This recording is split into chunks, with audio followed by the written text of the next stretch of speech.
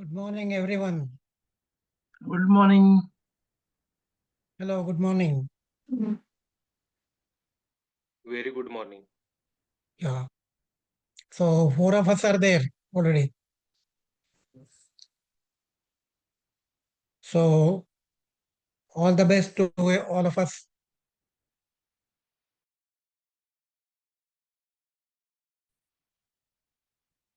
I think we'll have to wait for others to join.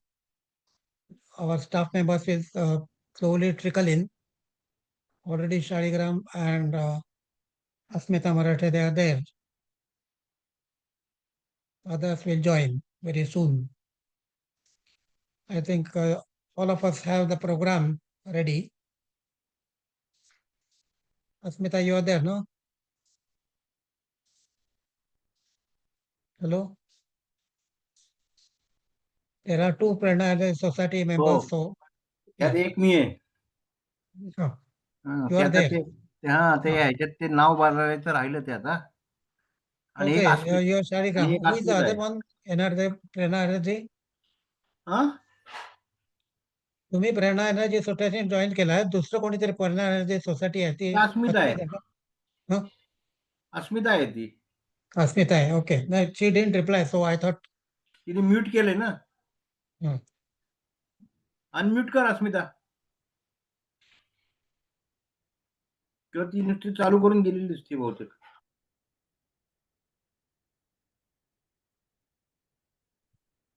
हां, I am in lecture म्हणतीये ती.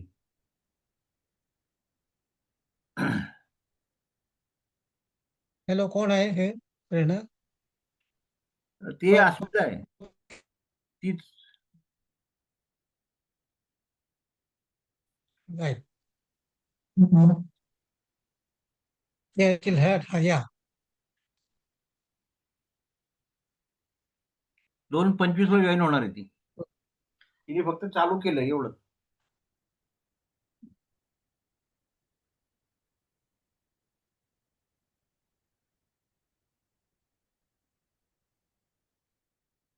आय am keeping my video on so that everyone know that somebody is there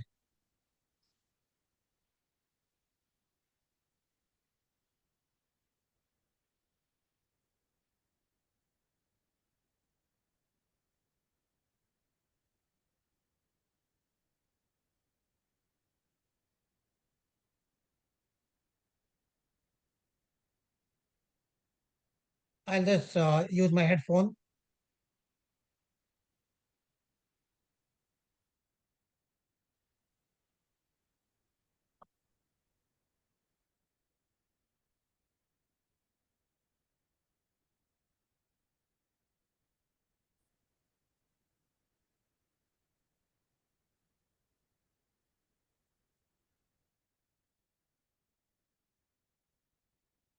Am I audible?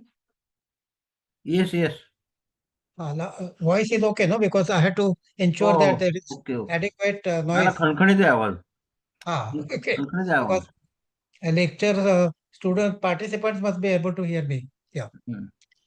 काय आता माझं दुसऱ्या PC वरून केलं की त्याचा आवाज लो आहे फार हां. असं म्हणतात सगळे. So I join always at hmm. from laptop.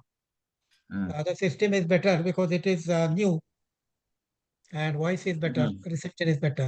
But there is a problem of Wi-Fi. So hmm. I will use right now Wi-Fi is available, hmm. but I think I will change over. Hmm. Just sometimes Wi-Fi goes away. So hmm. let me change over. I will join again. Please, in a minute I will join again. Okay, I am quitting. I am changing over to another Wi-Fi, which is uh,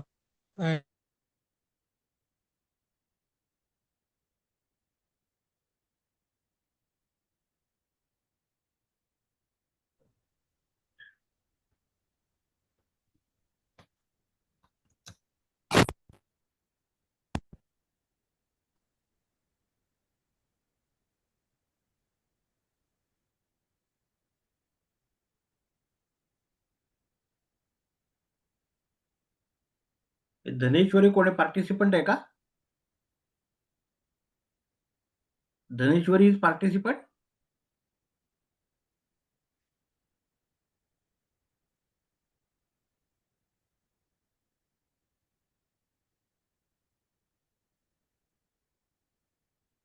Is Who is Dhaneshwari? Please unmute. Sorry, sir. My name is Prashant Sonar, sir. Acha. Yes, sir. Yes, sir. Okay. Okay. The name appearing is Dhaneshwari. No, sir. This laptop is my Okay. other person, sir.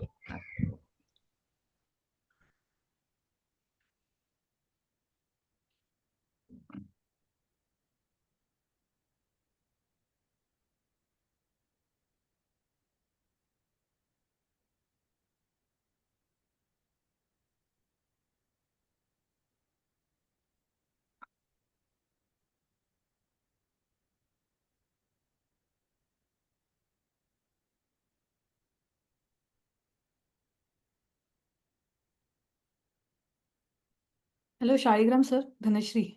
बोल बोल. मला इनॉग्रेशनमध्ये पार्टिसिपंट्सचे नाव announce करायचे आहेत का? हो, तसंच ठरले ना.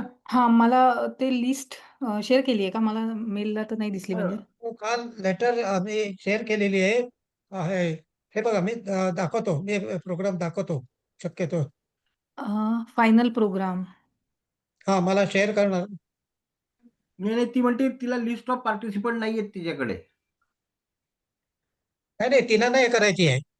हो, हे बघा त्याच्यात दिलेत तुम्ही. मी प्रोग्राम वाचून दाखवतो. मग वाचा.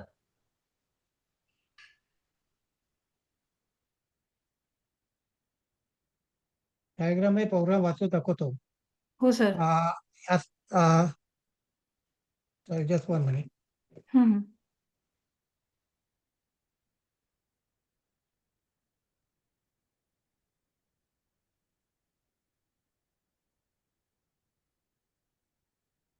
ॲक्चुअली मी तसं वाचलं होतं म्हणून. हे बघा, Asmita, first you have to introduce general introduction for 2 minutes about the course and other thing, normal opening. About BE course, Shaigram sir will explain. Both today he will explain regarding the everything regarding the weekend course, whatever he wants to say.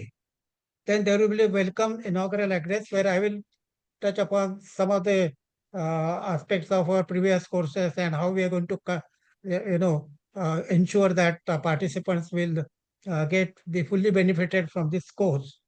Then brief introduction of members will be done by Chavan. Okay. And announce the names of the participants by Dhanashri. Now timetable ठीक आहे. is, hello. हां sir. Timetable is, you know, can you, Asmita, can you download the mail? Or I'll try to share. ती lecture मध्ये आहे तेव्हा ती काही बोलत नाहीये ती. अच्छा, जॉईन ओके. झाल्याशिवाय काय कळणार नाही. ती लेक्चर मध्ये आहे. बरं, ओके. हां.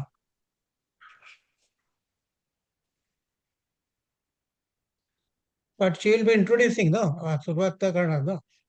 नाही. धनश्रीचा जो प्रॉब्लेम आहे, तिला जे पाहिजे ना, तिला नावं वाचून दाखवायची आहेत ना. हो. हां. हां, नाही मग ना, ती आता म्हणती ती लिस्ट माझ्याकडे नाहीये पार्टिसिपंटची. अच्छा. धनश्रीला आता कसं पाठवता येईल आपल्याला? धनश्री तू कशी आहेस आता? लॅपटॉपवर आहेस का मोबाईलवर आहेस का कशी आहेस? लॅपटॉपवर आहे सर, पण तुम्ही WhatsApp केलं तरी WhatsApp ओपन आहे माझं. नाही. काही मी तुला एक काय करतो बघू आता हां, मला जमतंय. मी तुला एक लिंक पाठवतो. ती लिंक क्लिक कर. नाही, मी ओके. असं करतो. मी डाउनलोड केलेली आहे ती मी पाठवतो. हां, पाठवून दे तिला. हां. हां. चालेल sir. Yes, thank you. Thanks.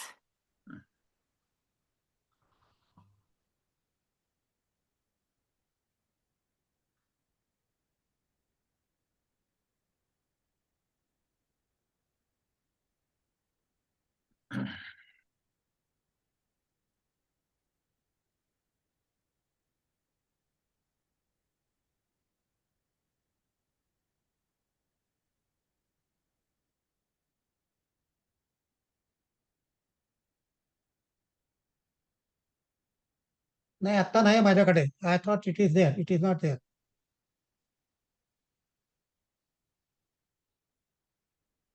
Shaligram तुम्ही पाठवा. तर तुम्ही शोधतो ती लिंक. मी आता शोधतो ती लिंक आणि बघतो. 1 मिनिट.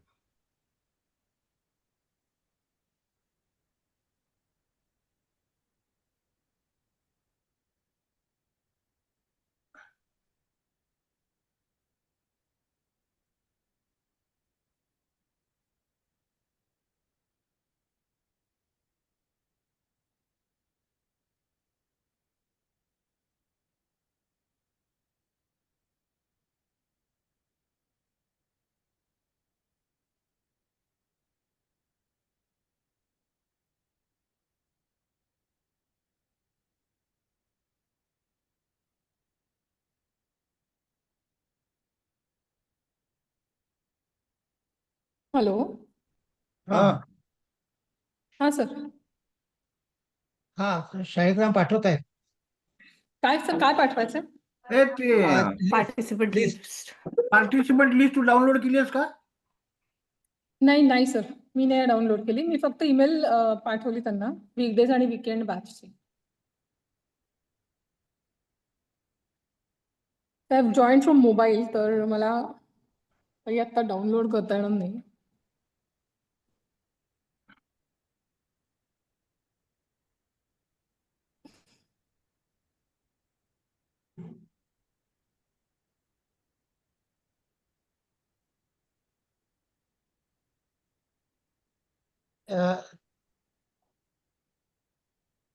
धनश्री मी व्हॉट्सअप करतो.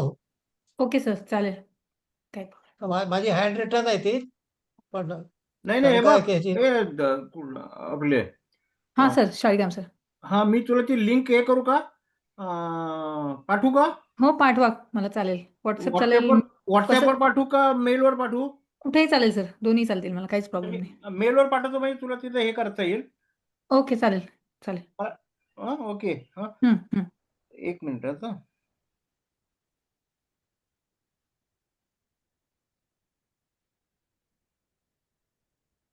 मेल आयडी सांग तुझा. चॅट बॉक्समध्ये अच्छा ठीक आहे. Dhanashree DHANA DHA NA Dhanashree याडकीकर धन- 5@gmail.com. हां 5 हा. हं. पाठवली तुला. ओके सर, मी चेक हा? करते. हा, हं. क्लिक करून तिला तुझ्या सगळी लिस्ट येईल बघ.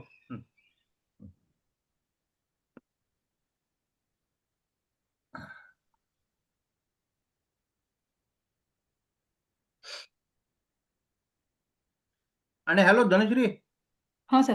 त्याच्यात वीकेंड आणि वीकडे असे दोन्ही येईल. ती फिल्टर कर वीकेंड, हं. म्हणजे तुला फक्त वीकेंड दिसतील. ठीक आहे. Do you get it? Yes sir. Ha. So good.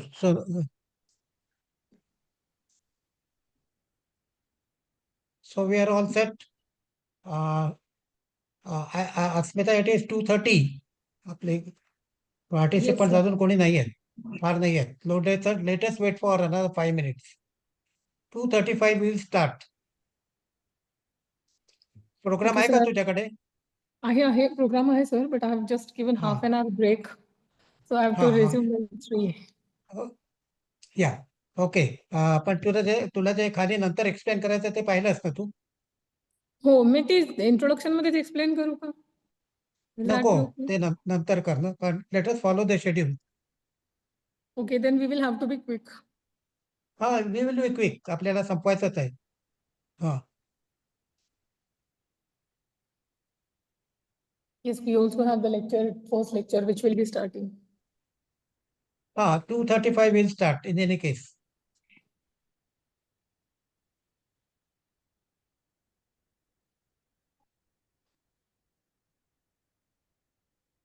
आपले 19 पार्टिसिपंट्स आहेत तसे रेकॉर्डेड, पण I think I just read out the names for this. Kiran Nikam आहे, पुनीत शर्मा आहे, Shrirang Deshpande is the participant, Mukund Kulkarni is the participant. Mukund Kulkarni is our Suresh Ambadkar is a participant. Puneet Sharma of is this from course. Green Mentor. Huh. He is not participant. Huh? Puneet Sharma, he is from Green Mentor. He is from Hyderabad, no? Oh, Green or Mentor. Green Mentor. Green Yes. Mentor. Okay. He is from Green Mentor. So there are 19 actually.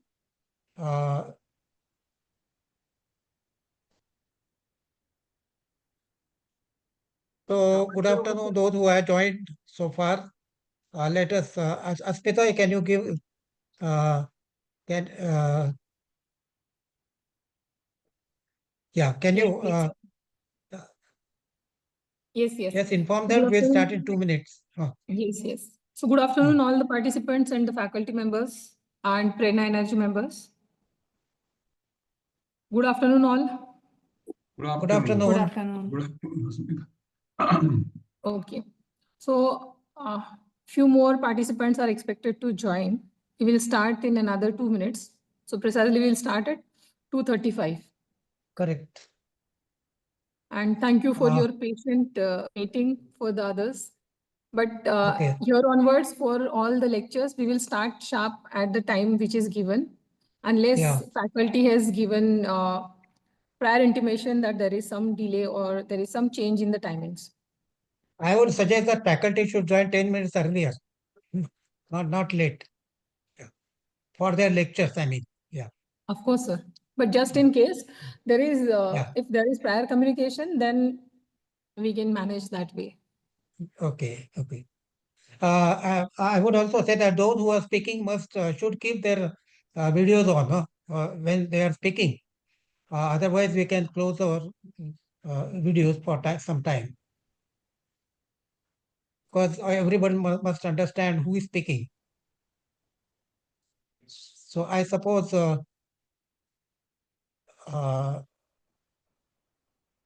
I'm not very sure how many will be joining, because already 2:35, we are close to 2:35.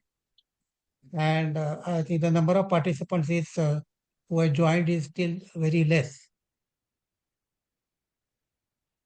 But I suppose they will be joining, slowly.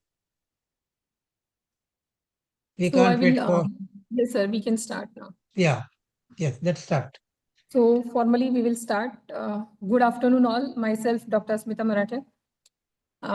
On behalf of Prerna Energy Resources Society Limited, I welcome you all to our inauguration program of our 13th batch for our BE program, BE Energy Auditor and Energy Manager Training Program.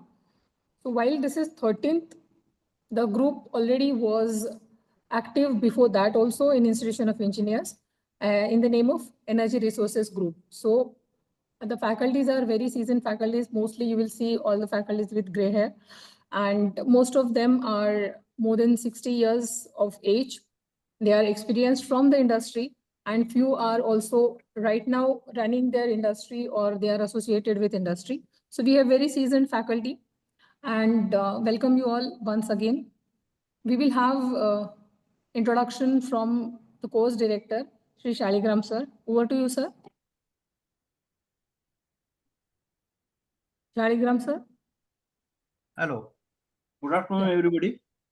Good afternoon. Before I start, I would request Asmita, Yes, sir. please send, Mr. Chauhan is waiting for the link to join the meeting. So just Okay, I send will in share. the meeting. I Some will or share. other way he is not getting the link, Okay, and okay. that is why he is unable to join. Sure, sir. 1 minute.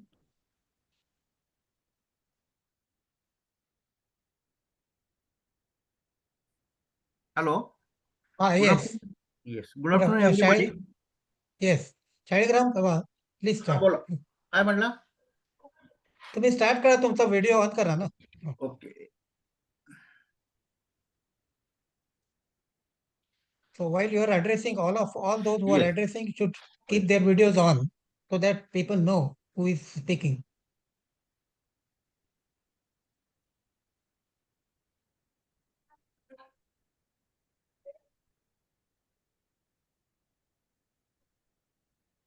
Just wait. It takes a little bit time to open the video. Okay, anyways, you can start talking by Right. that time. Hello. Yes. Yes. I don't know. Something happened wrong, and Ah, Yeah, your are video there. is on now. I can see you. oh, No but problem. Yeah. no, I am just getting here this particular screen, just mentioning Zoom, but I can't see you. 1 minute. He can see you. Anyway, you go ahead with your Ah. your address. Ah. Okay. Okay. Good afternoon, everybody. Good afternoon. Welcome to all the participants and faculties for this 13th BE guidance course from Prerna.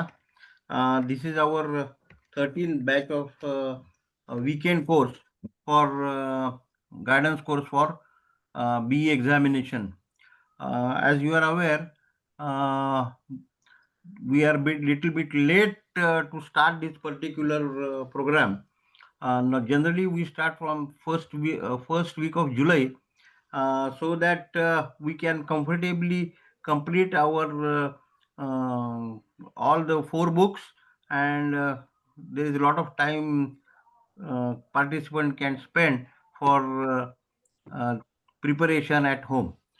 But anyhow, due to some or other reason, we are a bit late.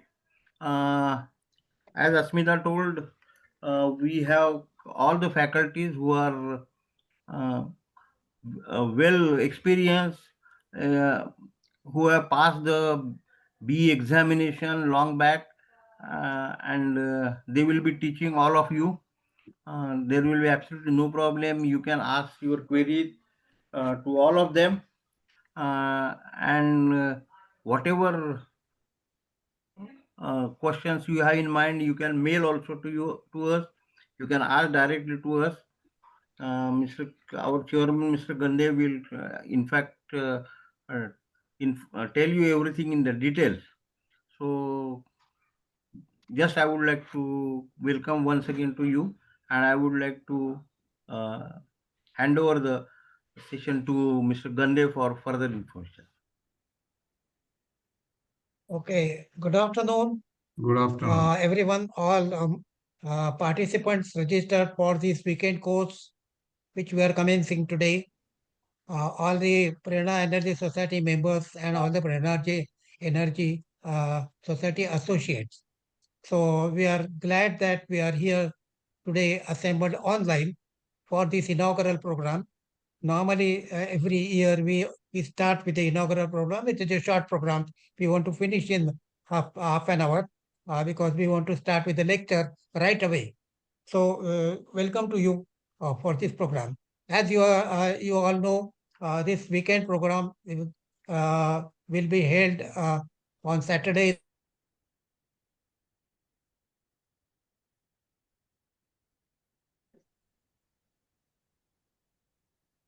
Uh, uh, Shared schedules with all the participants, so they know the exact lectures which they will be expecting on every day.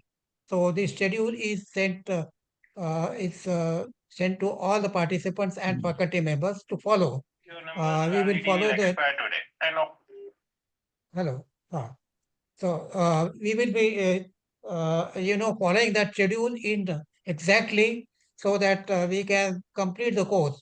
You all must have understood from the schedule that there are 47 lectures which will be conducted in a period of almost little about 3 weeks or so. Program duration is from today, 26 July to 20th of September. 20th September we'll be having last lecture and also last concluding session. So there's no gaps, and we have to ensure that all lectures are held as per the schedule, completed within time, so that syllabus entire can be covered. I just wanted to also share with you that we are all, this course is examination oriented. So therefore, all our we are going to follow the books which I think I am sure participants will be having the books if they have not received it from the EE. I mean, I know that there are many participants who were there last year also, they appeared for the exam. So they already have the books. But those who are new, some of them are new, they will be receiving the books. If they don't have the books, they can download it from the website. And because we are going to follow during the lectures, most of the times we are going to follow the books. So we will be opening, of course, the book and teaching you. But for references, you can also keep your book open while the lecture is on. That becomes easy because if there is somewhere you don't understand, you can see the book. Because that is going to be our style. As my colleagues have explained, already informed you, this is our 21st program. We have already conducted, for Prerna has conducted 12 programs, and this is our third program of BA courses. Last year we conducted 12th course was for both weekend batch and weekday batch. From this year also we are going to have weekend batch as well as the week batch. Weekend batch is starting today. Weekday batch will be starting on 28th. So that is as far as our course is concerned. I'm sure that the examination schedule is already announced, 27th and 28th September. So we are all focused on that. We will be, of course, covering the syllabus before that. And if anyone has got any difficulties in the lectures, they can always contact the faculty members. Their contact details have been email details have been shared, and very soon we will be also sharing the mobile numbers so that they could be easily contacted in case they have some queries which they want to ask beyond the lecture. Of course, it is expected that during the lectures, all members, participants will participate, ask questions, try to get clarifications if they have any doubts, etc., etc. So that is how we are going to proceed. We will ensure that, as it is already informed to you by Shaligram and Dr. Smita Marathe, a faculty is very well experienced, and we will try to cover all the scope book, syllabus as we call it, in that particular period. Of course, we will have to hurry up. Some things we will have to leave it to the participants to read some details, but all important things will be covered by all the faculty members. As we have our participants have expressed in the past, we will emphasize on solving the examples in the class itself. Okay. As I see, the participants, is a mix of some of the participants from old batch, so they have gone through the course once, and there are some new members which will be who will be attending for the first time. So we are going to cover as if participant is new, because we don't want new participants to lose anything. We can't assume that participants know what is being covered. So that is what we're going to do. I'm sure that we will try to ensure that there is enough enthusiasm, during the course there.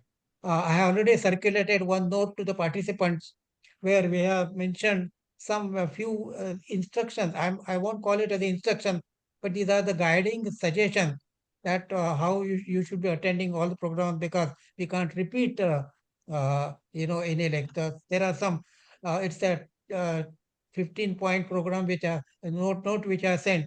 I'll request all participants to again go through that. That will help you to to attend the lectures much better.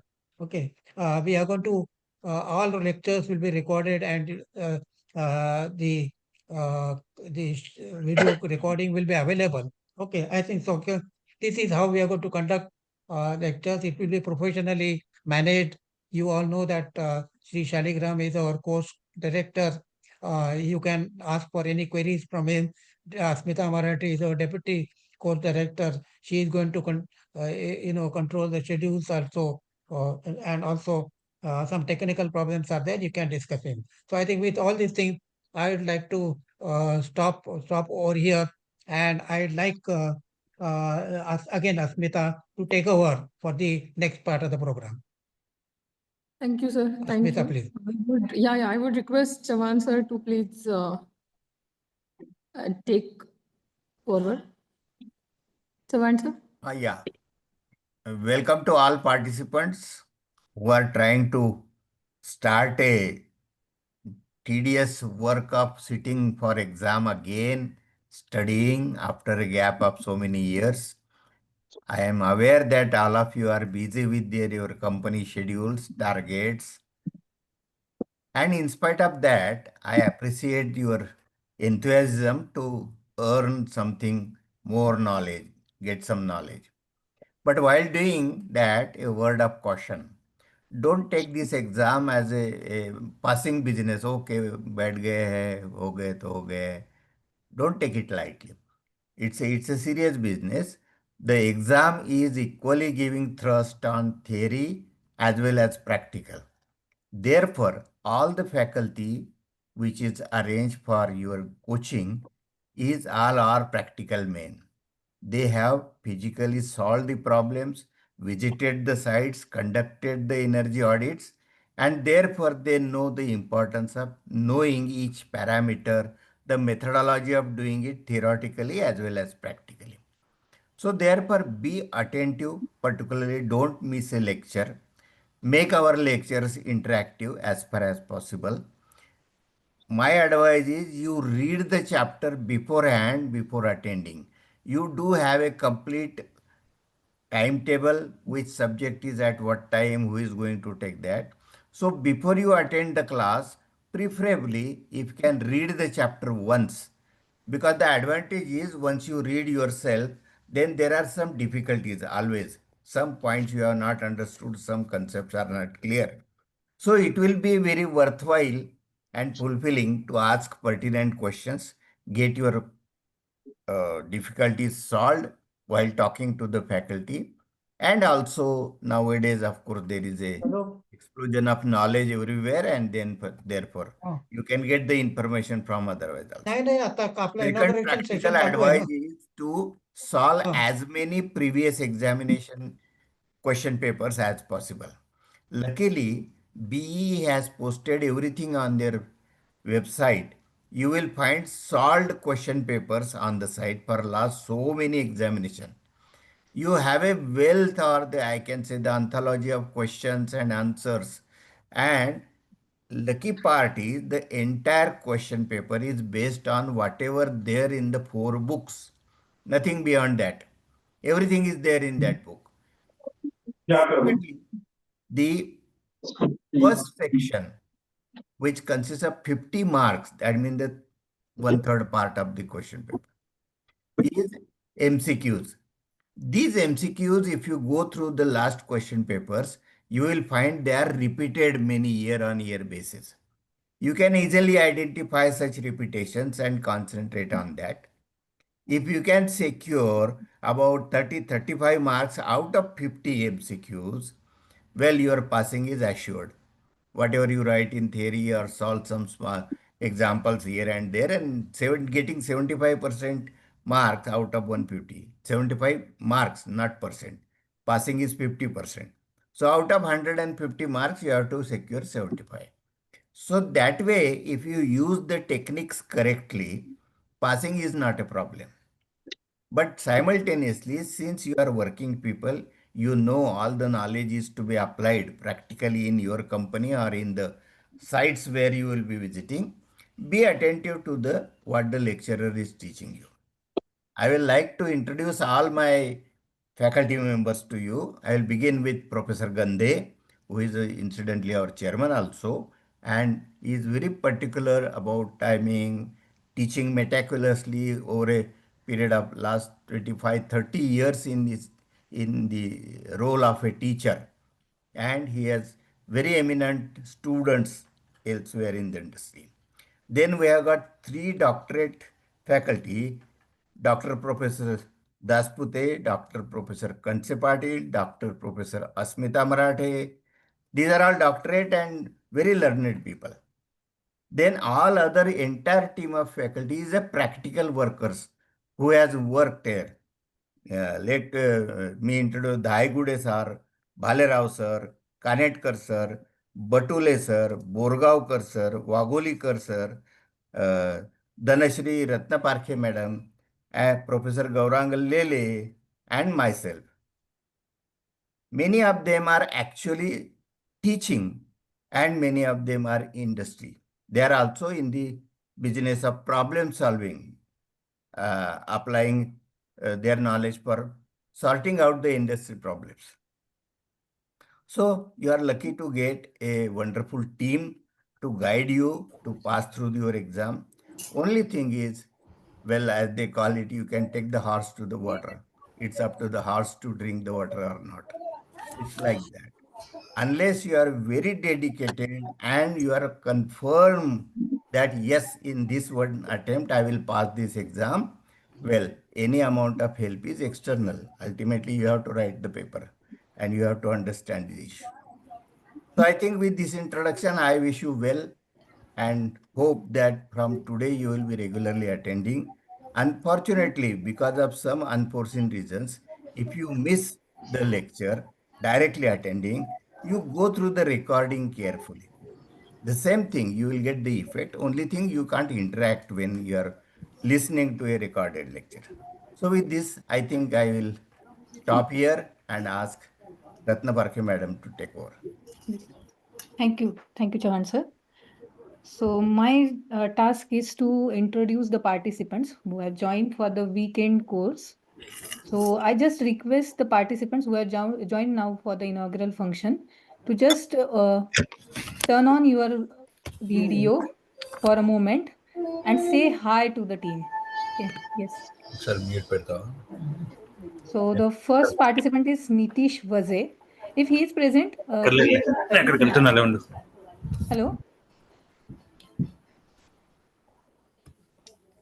Please First go ahead. participant is Yeah. Nitish Vaze, Chirag Bafna, Deshpande Shriram. If you are present, please turn on your mic and say hi to everyone.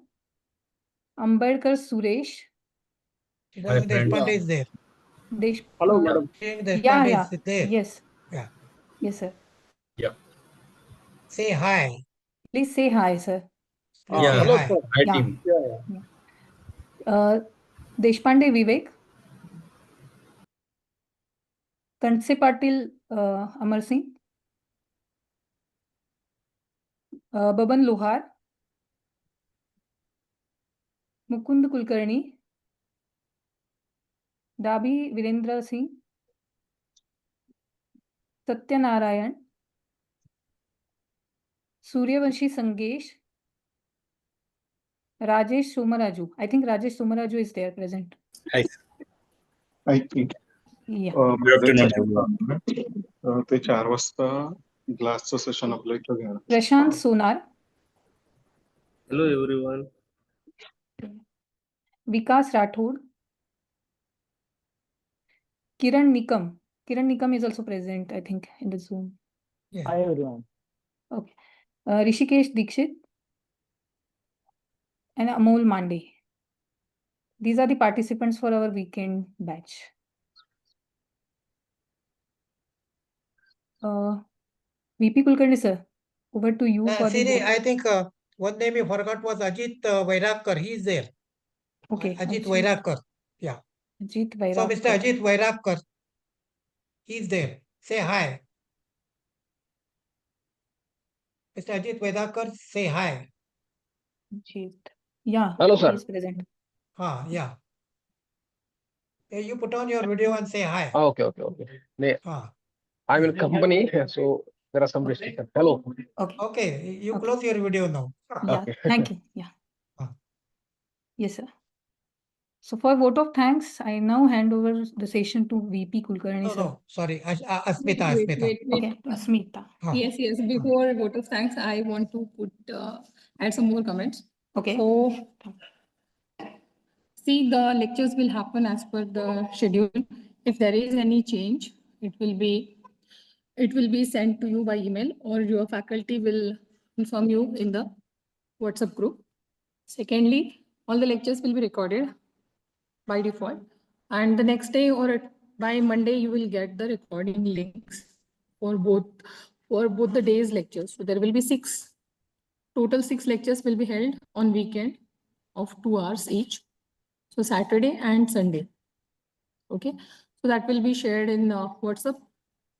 So you can, we will also keep updating the Excel sheet lecture by lecture. What is the YouTube link? And we would request that please refrain from sharing those links with others, because as you are a participant, you are entitled to get these links and attend or revisit those lectures which you might have missed, or you want to practice it again.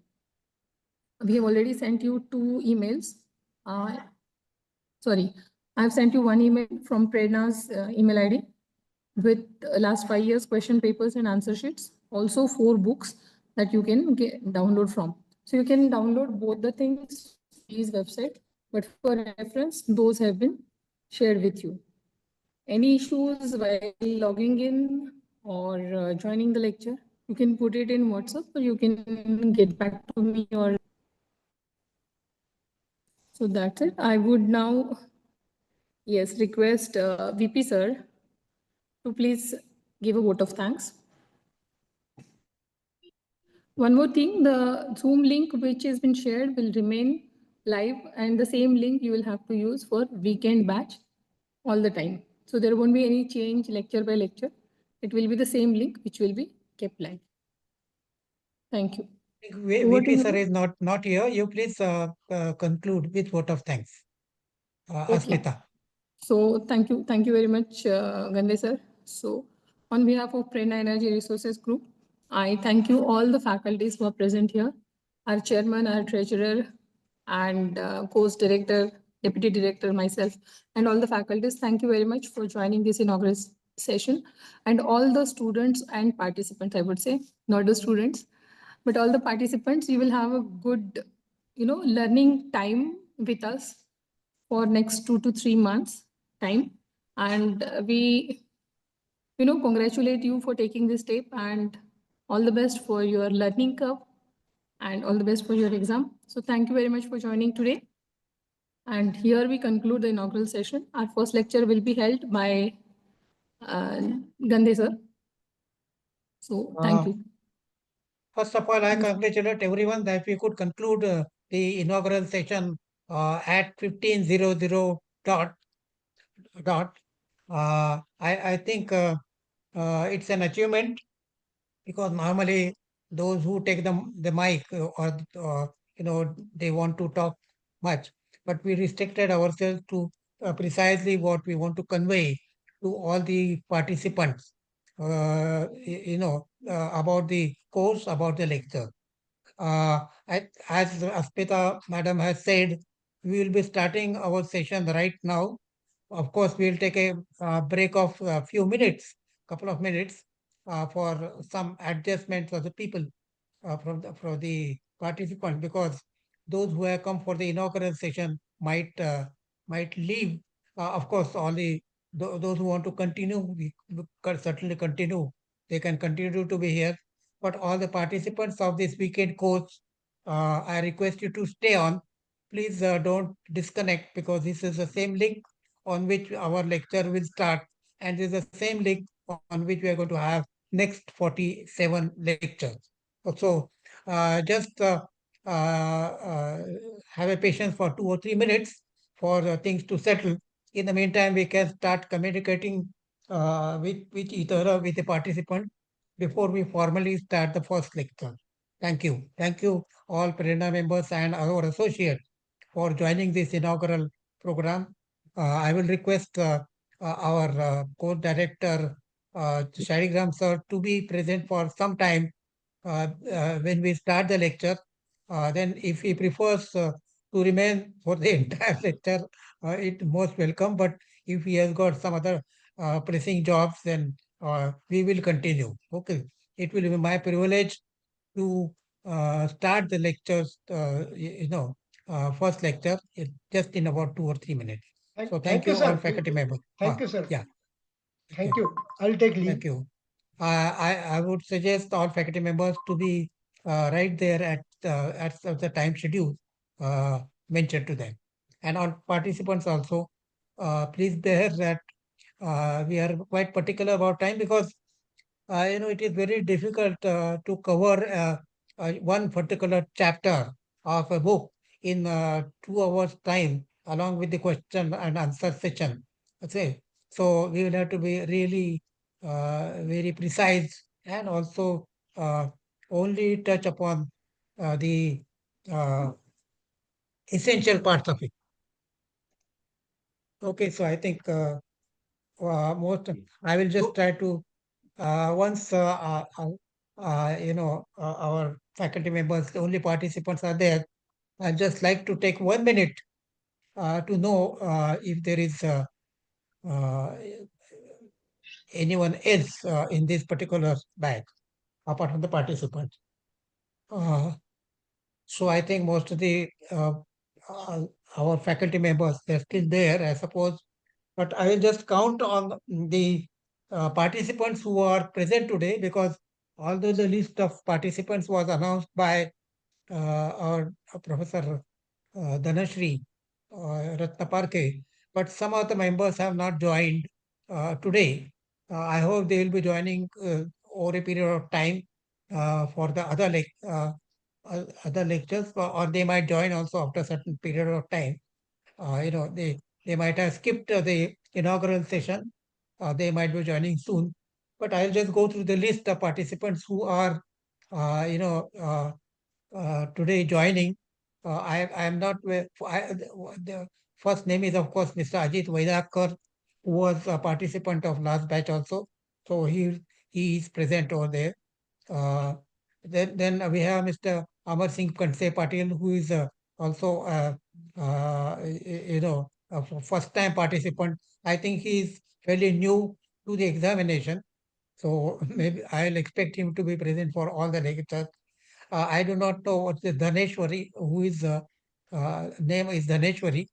Uh, can Dhaneshwari tell us who? Sir, my name is Prashant Sonar, sir. I connected to my Okay, wife laptop, sir. Prashant Sonar.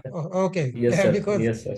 you said Prashant Sonar and you said yes, but Ye- we didn't see your name because KPC, Kiran Nikam, I saw two names. Okay, thank you, Mr. Sonar. Yes, sir. Uh, Yes. Okay, then sir. we have Mr. Kiran Nikam, who is also here. We have Mr. Nitish Vaze, he is our Prerna member and he is also participant for this particular course. And of course, Mr. Rajesh Somaraju, he's from Kirloskar Brothers side. Good He afternoon, was sir. also good afternoon for last course also. Then we have Mr. Srirang Deshpande, who is again joining for the first time. I suppose he has not appeared for any examination, B examination earlier. Yes, sir. Yeah. That's based on my earlier communication with him. So he's welcome. Yeah, And yeah. Thank you, sir. Good afternoon, everyone. yeah, good afternoon. Then we have Mr. Suresh Ambadkar, a veteran from KPC. He's also there. He was also there in the last batch of ours. So I think I have Good afternoon, sir. covered Good all afternoon to of them. everyone. Pardon? Yeah, good afternoon, sir. Hello, yeah, good afternoon, good afternoon. So we have about 10 participants today from the total list. So I think if you allow me, we will start because already as per the time schedule, we are supposed to start at 13:05. So if you are ready, we will start with the lecture. Shall Gandhi, we sir, start? one small request. Actually, I have cleared the paper one. Shall I continue from the tomorrow onwards? Oh, yes. Yes, I just wanted to clarify one thing. Yeah. Since there are some participants from the last batch who have cleared some papers, okay. Correct. So if Correct. they have cleared some papers, I do not expect that they will be again giving that paper again. So Yeah. they can take the liberty of not attending the class, lectures for book one. Schedule Okay. is there. You can choose and you can attend whatever lectures you want from paper 2, 3, 4, or whichever paper you are going to appear. Please attend that. Others you Sure. can always speak. Okay. Mr. Mukul Kundkani also is, sorry, I forgot his name. he is our faculty member. He is also attending the course for the first time. I suppose he is also giving examination for the first time. Am I right, Mukul Kulkarni? Mr. Mukul Kulkarni? His video is not on, but he is mute. Okay, so let us start. So again, welcome you for the first lecture. Actually, there is no practice of welcoming the participant for the lecture, but we follow, since we are all professionals, we will welcome you for the course. So it's my job to welcome you for the course. So we are starting with the course with the first lecture. You all know that today's lecture is we are not starting with the first chapter. We are starting this lecture with Energy Conservation Act 2001 and related policies, which is actually number 2 in book 1. Okay, this is chapter number 2 in book 1. Okay, now let me share this chapter with you. Okay, I will straightway start with the lecture. I will first share the chapter with you. Just give me a minute.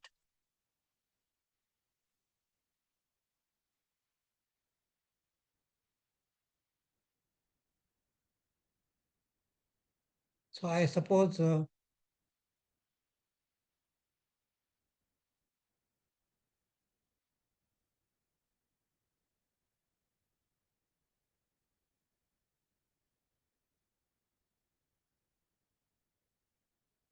sorry, there was some problem issue.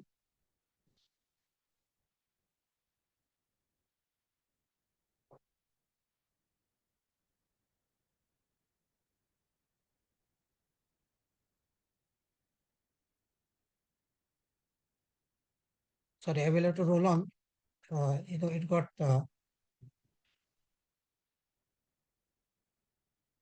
sorry for the miss. 1 minute.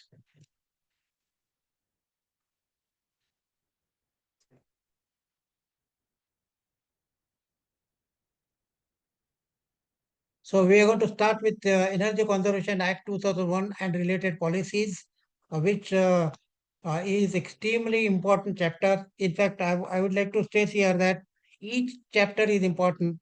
And although we would have liked all this to take up the course in serial order, but depending on the availability of various faculty members, we had to schedule some of the lectures, in a slightly random fashion. But each lecture is independent of the other lectures, so it really doesn't matter which lecture we start. So that is why, as I mentioned, we are going to start with the second lecture, which is Energy Conservation Act 2001 and related policies. Just a minute, I think, since I had to scroll, it's a book, so I had to scroll, some of the earlier pages. We can't go straight away to, chapter 2, but in a couple of seconds, I think I should be here. We are almost coming, to the beginning of the chapter. What we are going to cover in this particular chapter is already mentioned over there. So actually this chapter covers basically the Energy Conservation Act 2001. So we are going to cover in this chapter salient features of Energy Conservation Act 2001. We are going to cover which are the state designated agencies. We are going to cover schemes of Bureau of Energy Efficiency. There are several schemes. We are only going to cover some of the schemes, because only those many are covered in book in this particular chapter. Designated consumers. What is meant by designated consumers? We will be looking at that. Then we will go to the Electricity Act 2003, which is also another very important act.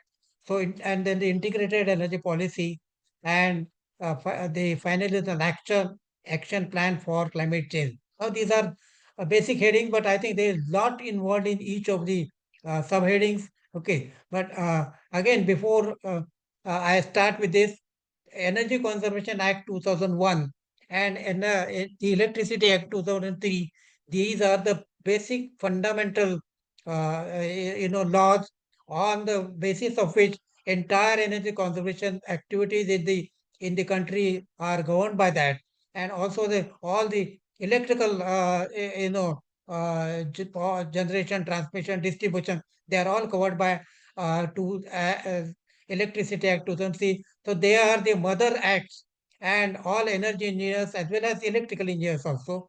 But energy engineers, to the extent of electricity being an energy, you all know that electricity is both power and also energy. So from energy point of view, Energy Conservation Act and Electricity Act 2003 are extremely important. And it is very essential that we know what is really covered by them.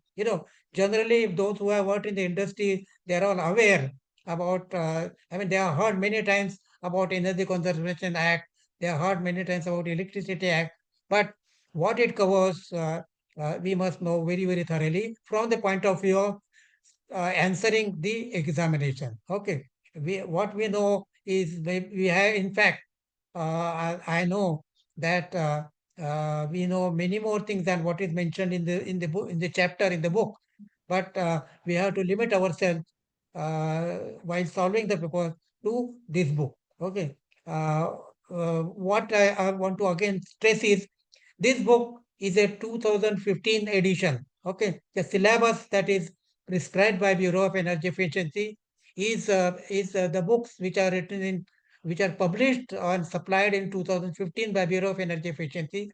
So naturally, book will take some time for writing. So the information that is contained in these books and these chapters is very old, at least 10 years old, because it must have been written in 2013 and 2014, or at the most 2015. But all information could be 2015. But like our Gita and Ramayana, many things have not changed.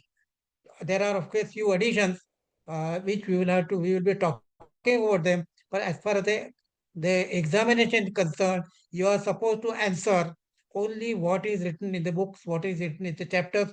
If you write something which you know which is above this book, but it will not carry any weightage, you will not get any marks for that. Okay, so let us restrict. First, my suggestion would be, while answering the question paper, you will have to restrict the information that is contained in the books, in the chapters that we are going to follow. Okay, and not more than that. Okay, so let us start with the first, our lecture with Energy Conservation Act 2001, which is in and the related policies. Of course, Electricity Act 2003 also will come in. Okay.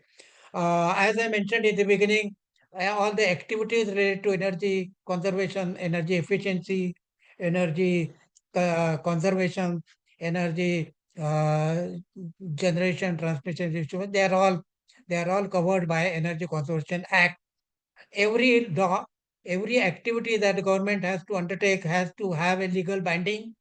Without any legal binding, government cannot take any action. They cannot take up any programs. They cannot implement any program. So legal backup has to be required, and Electricity Act provides that.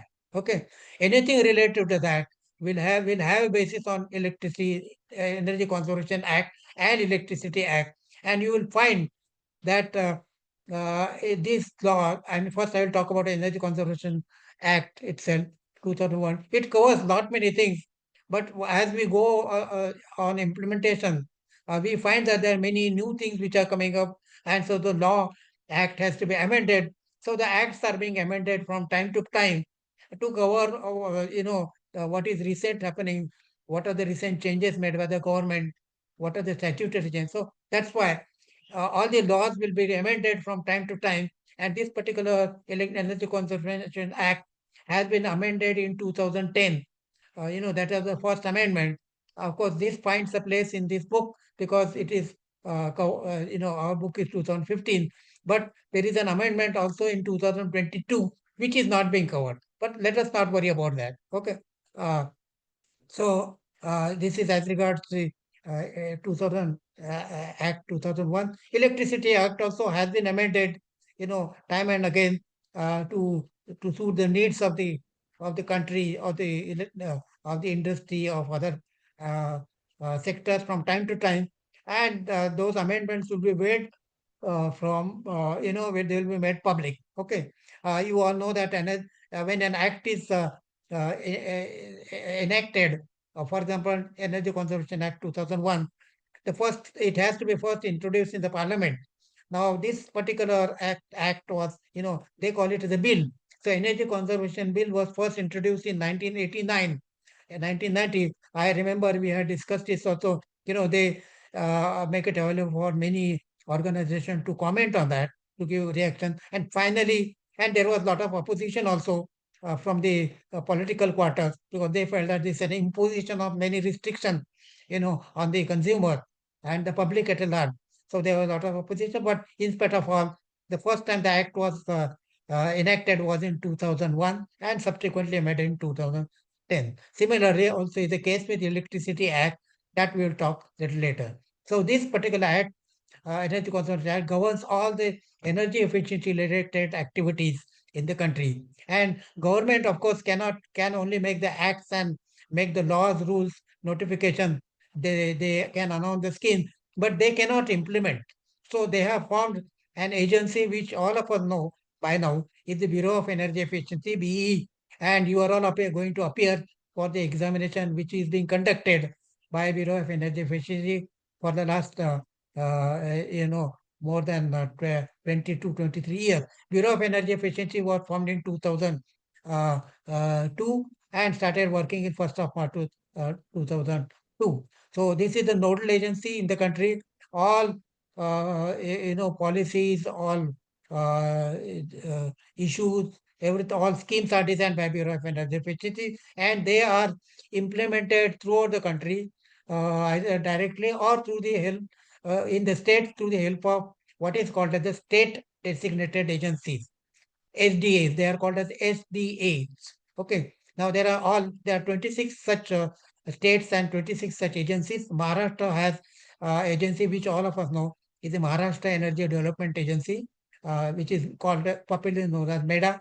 We have got JEDA, that is Gujarat, PEDA is Punjab, and different states have got names maybe slightly different, but they are all state designated agencies who implement whatever schemes, everything is formed by Bureau of Energy Efficiency. So the Bureau of Energy Efficiency, along with state agencies, they are the consultants, they are the implementing agencies, and they are all headed by Government of India and all the state government. Whatever the governmental action is required, for notification, etc., is done by them. The mission of the Bureau of Efficiency is to develop various policies and strategies for implementation of energy conservation, energy efficiency throughout the country. So now let us talk about the salient features. We must first understand what is the law, what is the act. Okay. So the Energy Conservation Act, which first prepared in 2001, amended in 2010. Now they are clubbed together, and we are going to read about the contents of or the salient features of amended Act 2011. Okay, so I will only highlight some of them. We definitely don't have time. This is a 33-page chapter. We can't literally go to that, but all important things I will try to share with you. First it start with the definition. All laws start with the definition because things must be very, very clear. But 2 or 3 definitions I would like to stress upon is one is the designated agency. So which is the state level is this MEDA accept, state designated agency. Now there is another definition of designated consumer. Now this word will be used all throughout our discussion. So we must understand what is designated consumer. Designated consumer is a consumer who is named in the government notification, because he has to also follow what are the rules, laws formed by the central and the state government for setting the state.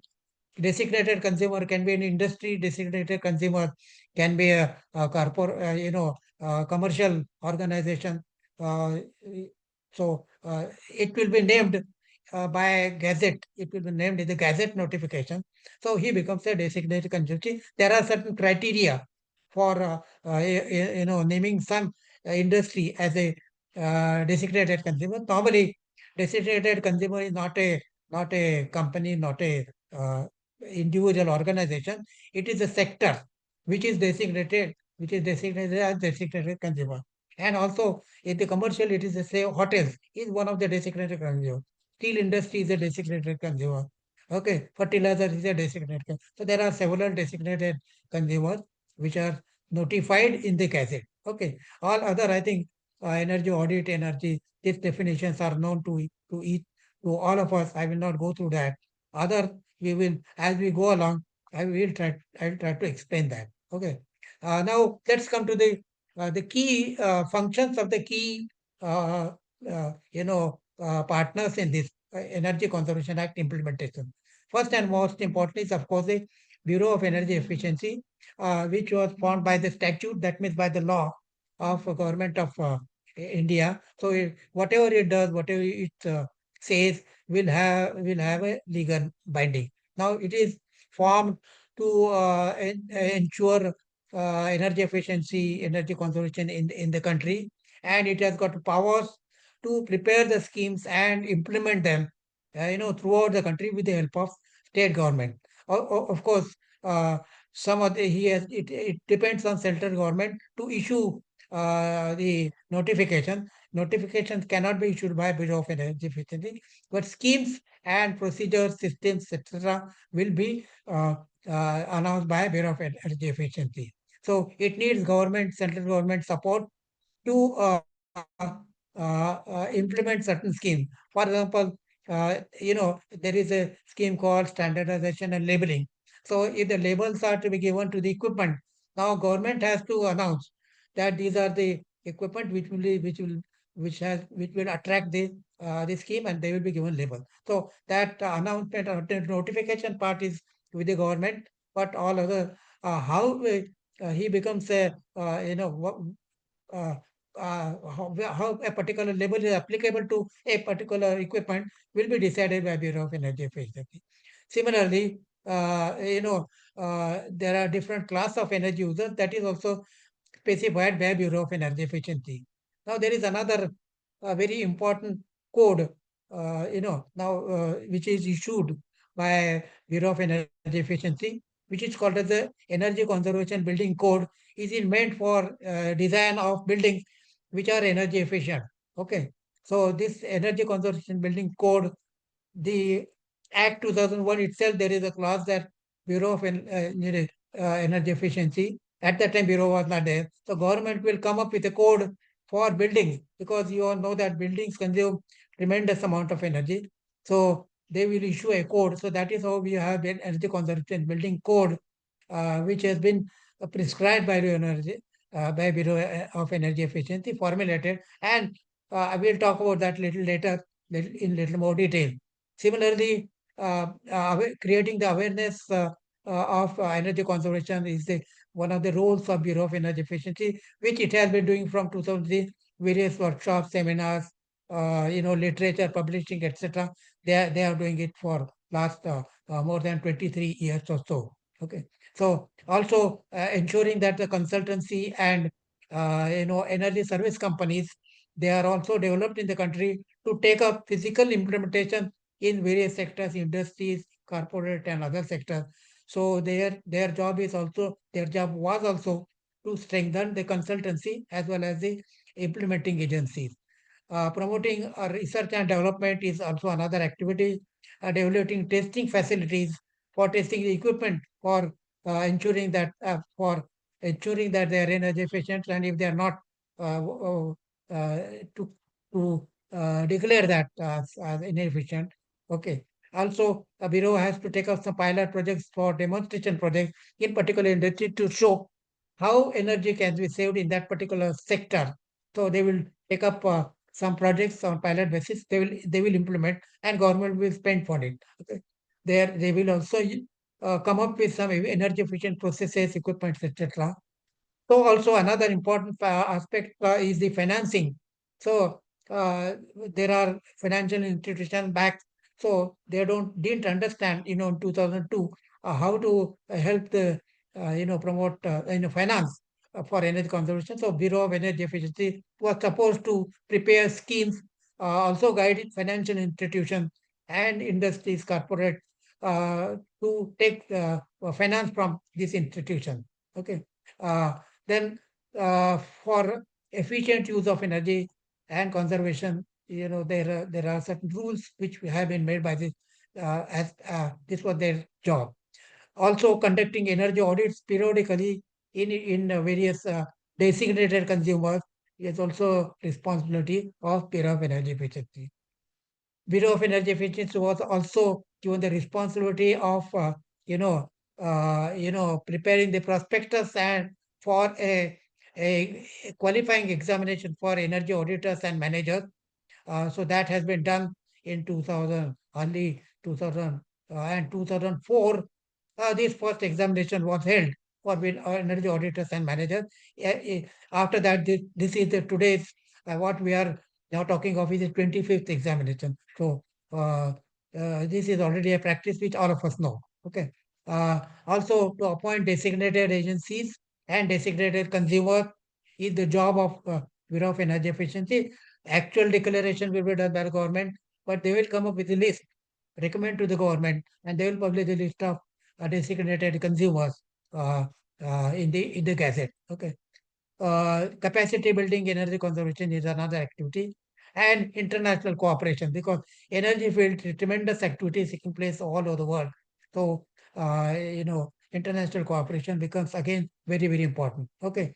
Similarly, this second player which is important in this energy conservation act implementation is the government itself. So government role is to formulate policies.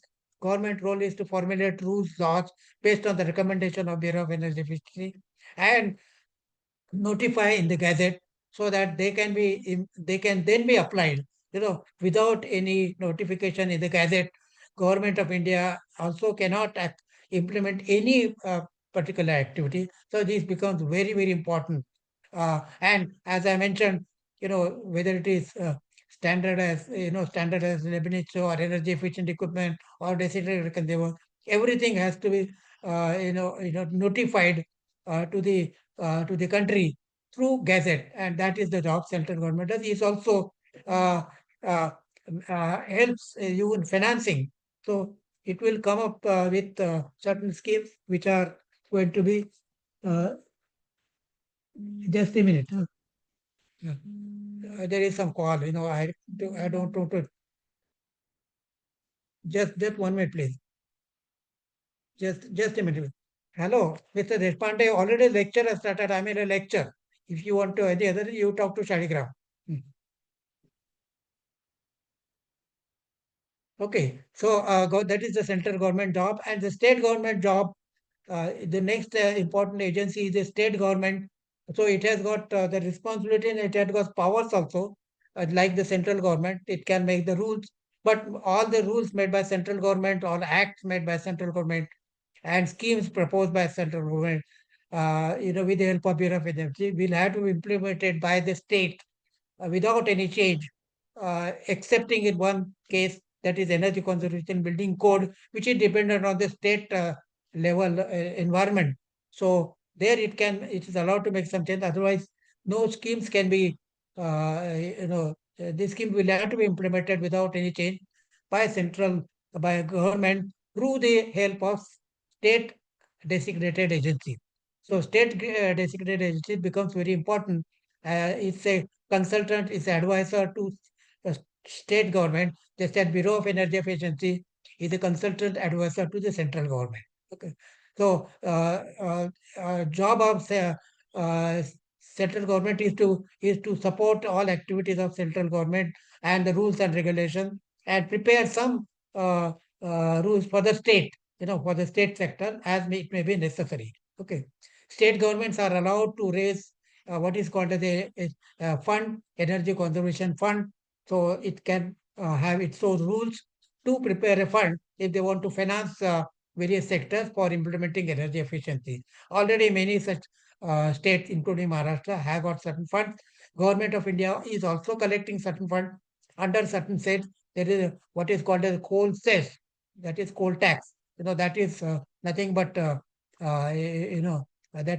a fund that is created for the purpose of energy efficiency. So powers of state governments, they have power to direct anyone, any consumer of energy in the particular state through a certain notification, right? And if someone does not follow, he will be penalized. He can be penalized by the government, and there are actions. He can take the action. Now, to take care of, some grievances, there is also body called adjudication that is also formed in certain state as per the statute. Okay, so this is a legal structure as of today, and as I mentioned, they have the powers to levy. Similarly, there are certain schemes where the incentives are also made available by the government for whereby they can save, and the saving can be shared with so saving can be there will be issued saving certificates, energy saving certificates, which can be sold on a particular market. So as a fallout of that, there are 2 3 subsidiary actions which have taken place. That means energy saving certificates will be given to those who are more efficient. But who will buy? The buyers will be those who cannot meet the energy standards which have been implemented. And this action takes place on the on a power exchange, energy exchange. So energy exchange was also implemented in 2006 as a fallout of this particular act, Energy Conservation Act 2001. So there is like energy exchange. There is another exchange now which is gas exchange. So which is already there. Now we are going to have another exchange which is the carbon exchange. So these are all things new. They are not covered in the particular book. I just want to tell you for your information that these are all offshoots of Energy Conservation Act. Now the state role agency, this is like Bureau of Energy Efficiency, as I mentioned, the state the level agency has got a role to implement energy conservation, responsibility of that, spread the awareness of energy conservation in the state, identify the designated consumers in that particular state, make it compulsory for them to abide by the central schemes, rules, laws, regulation. Capacity building in the state is also their duty. Financing also can be done by them for certain particular sectors or for certain schools. School level education is also another activity which they have to conduct. They have to conduct awareness programs for consumers, industrial and commercial sector, people, school children, farmers, etc.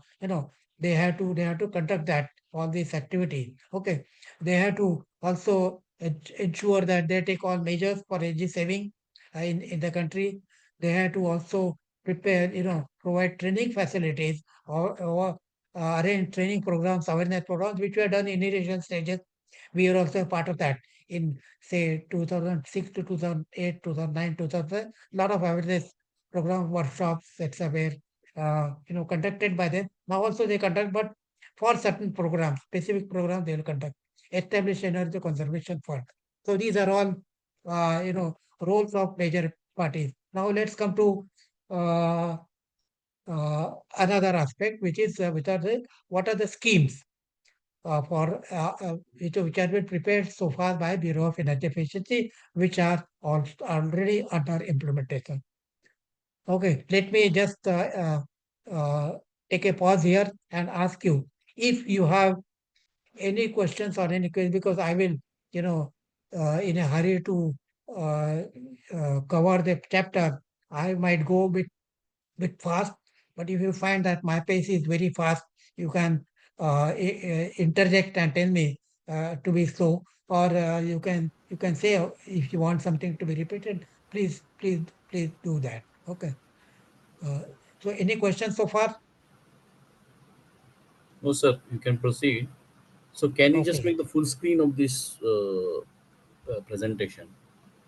Uh, That well, left side, you can no, make a. you see, our practice is not to give any presentation, because what happens now, this particular chapter is covers so many schemes. We have PPTs for each sector, but that will confuse you. Okay, what I No, will no, no, suggest sir. that The as far as whatever the yeah, page. you can send me a mail saying whatever information you want. We will try to make it available. But as far as the exam is concerned, you are supposed to only answer from this particular book. So later, our practice is to cover this book. Beyond that, if you want any information, we will always provide you, because uh, our faculty members uh, can provide you any information that. But let us restrict ourselves to the book and covering the syllabus, okay, at the moment. But you can send them a mail, which is separately, we will provide you all the information. That is our promise to you. Okay, now let us come to the schemes of Bureau of Energy Efficiency. Again, what you will see on the particular page is there are only 7 schemes which are mentioned. As of today, there are so many schemes are there, but we are going to restrict only to do 7, because questions in the new paper will only restrict to these 7 scheme. Okay, so let's start discussing about each of them. First of all, first scheme is the Energy Conservation Building Code, which I mentioned is relates to energy efficiency in the building, which relates to design of energy efficient buildings, design of environmentally environmentally sound and sustainable building. So this code has been prepared for the first time in 2007. It was issued in the year 2007 by Bureau of Energy Efficiency. As per the mandate uh, of the Energy Conservation Act, there was a clause in Energy Conservation Act, as I mentioned earlier, that they will issue code for or guidance for energy efficiency in the building. So this was first introduced in 2007. Later on, it was also amended in 2017, which is not covered by the syllabus, which was subsequently amended in 2024 by what is called as the energy conservation sustainability building code, CSBC. It is ECSBC. There are 3 versions. One is a normal energy conservation sustainable building code. One is the which is the energy conservation sustainable building code plus, so which is an advanced version, and third is a super energy conservation sustainable building code. So these are the subsequent developments of 2017 2014, because when it was introduced for the in 2007, there are many things which had to be amended to take care of the requirements of various sectors, and also ensuring that energy consumption drastically reduces, because it was found that 2007 was not adequate, 2017 was also not adequate. So they prepared some new building codes, but we will not discuss that because our syllabus does not cover that. Okay, so this energy conservation building code, which was introduced in 2007, basically to encourage energy efficient design of buildings, to reduce energy consumption, as well as also just 1 minute. Energy conservation building code, for building function, lifestyle costs also taken into account. So it is a comprehensive document to be used by architects and also by this builders, civil contractors.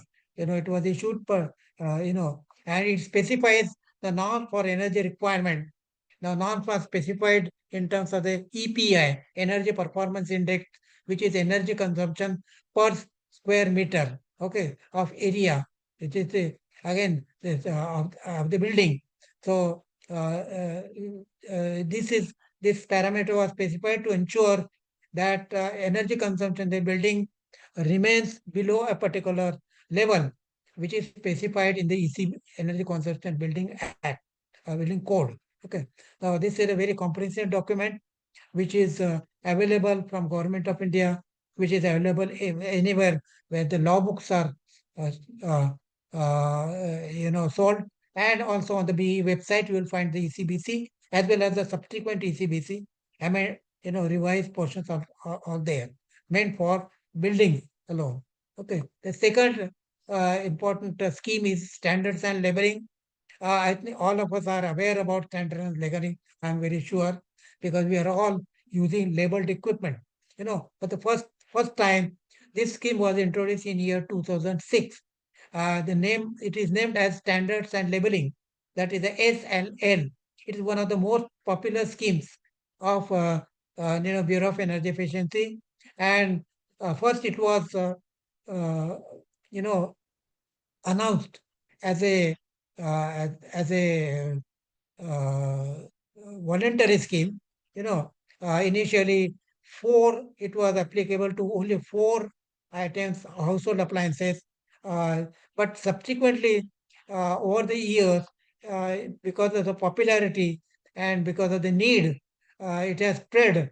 And today, this is today's information, only to be for your information, not to be mentioned here, because this does not mention that particular, but it is already spread very widely, and it is accepted also very widely, including by the foreign manufacturers of foreign origin. Their equipment are also sold with labels which are given by the Bureau of Energy Efficiency. Okay, this is meant for ensuring certain minimum efficiency standards in all major electrical appliances, domestic appliances, and also ensuring that there is also quality aspect, apart from the energy consumption aspect, which is very important, specified. So there are 2 parts in this: standards and labeling. Standards is minimum efficiency standards specified by the government in the Gazette also for all major home appliances. And labeling is depending on what is the level of consumption, what is the level they have reached. They are given the labels, energy levels, which are shown over here. I am sure all of you have seen the label on the refrigerator, on the air conditioner, even on the transformers, motors, also on the tube lights, and you name any device, and you will find these labels, where this is called as a star labeling system. This particular scheme was also designed in 2006 along with as a part of standards and labeling system. Okay, so energy labels are very popular, which specify energy labels. The picture is shown over there, which shows a 4-star energy saving label. They call it a power saving guide. It is meant for there it is mentioned how much energy consumption is allowed per year for a 4-star level product. Similarly, you have got star level from 1, 2, 3, 4, 5. That is the scheme which the country has adopted. This is called a graded labeling. Graded. So here 1 star is the poor efficiency. Of course, it is certain minimum efficiency standards are there, consumption levels are there. 2 star is a little better one, more efficient. 3, 4, and 5. 5 is the highest energy efficiency level. And you will always find that what if these energy levels consumption level standards also are upgraded. So an equipment which is 5-star today might become 4-star. Okay, tomorrow. So after the particular sector, say equipment manufacturing sector, achieves a particular level of efficiency, they will change over to the higher grade. Okay, so this is the standards and labeling, and this is called as a graded labeling system. There is another scheme which is called as a as a as which is given only this only the efficiency level which they are giving. There is no grading. So that means if the consumption is below a particular level, they are given a level of energy efficiency, like what is you might have seen that EPA, that is US agency. Earlier, those who had got the what call it, monitors, computer monitors. Okay. So computer monitors, we will always find one EPA star. One star used to be there. So star means this is a label which says that this is an equipment which conforms to certain minimum efficiency level, but there are no grading given. So that is one that EPA star used to be there. Like, so there are two schemes. Our country has adopted graded labeling system 1, 2, 3, 4, 5 stars, which is very prevalent, and we are all used to it. This star labeling system. Nothing more should be talked about that. But if the question appears in the let's say your examination, you will have to explain what do you mean by labels, what do you mean by the minimum efficiency level or minimum efficiency standard mentioned over there.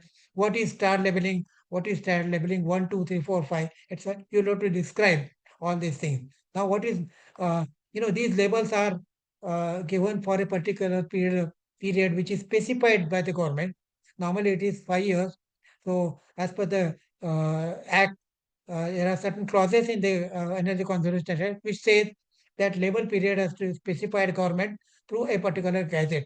So that they will be specifying, because label is given only after testing in a national laboratory to a particular standard, and when they achieve certain energy consumption level, minimum energy consumption level, they are given that particular label, and the label can be affixed, put on the equipment. Okay, so there will be a prototype which will be tested, which if and it conforms to label 3, let us say all equipment manufactured by that company as per the same that design will be, they can attach a label 3 star, 4 star or 5 star, whatever it is. Okay.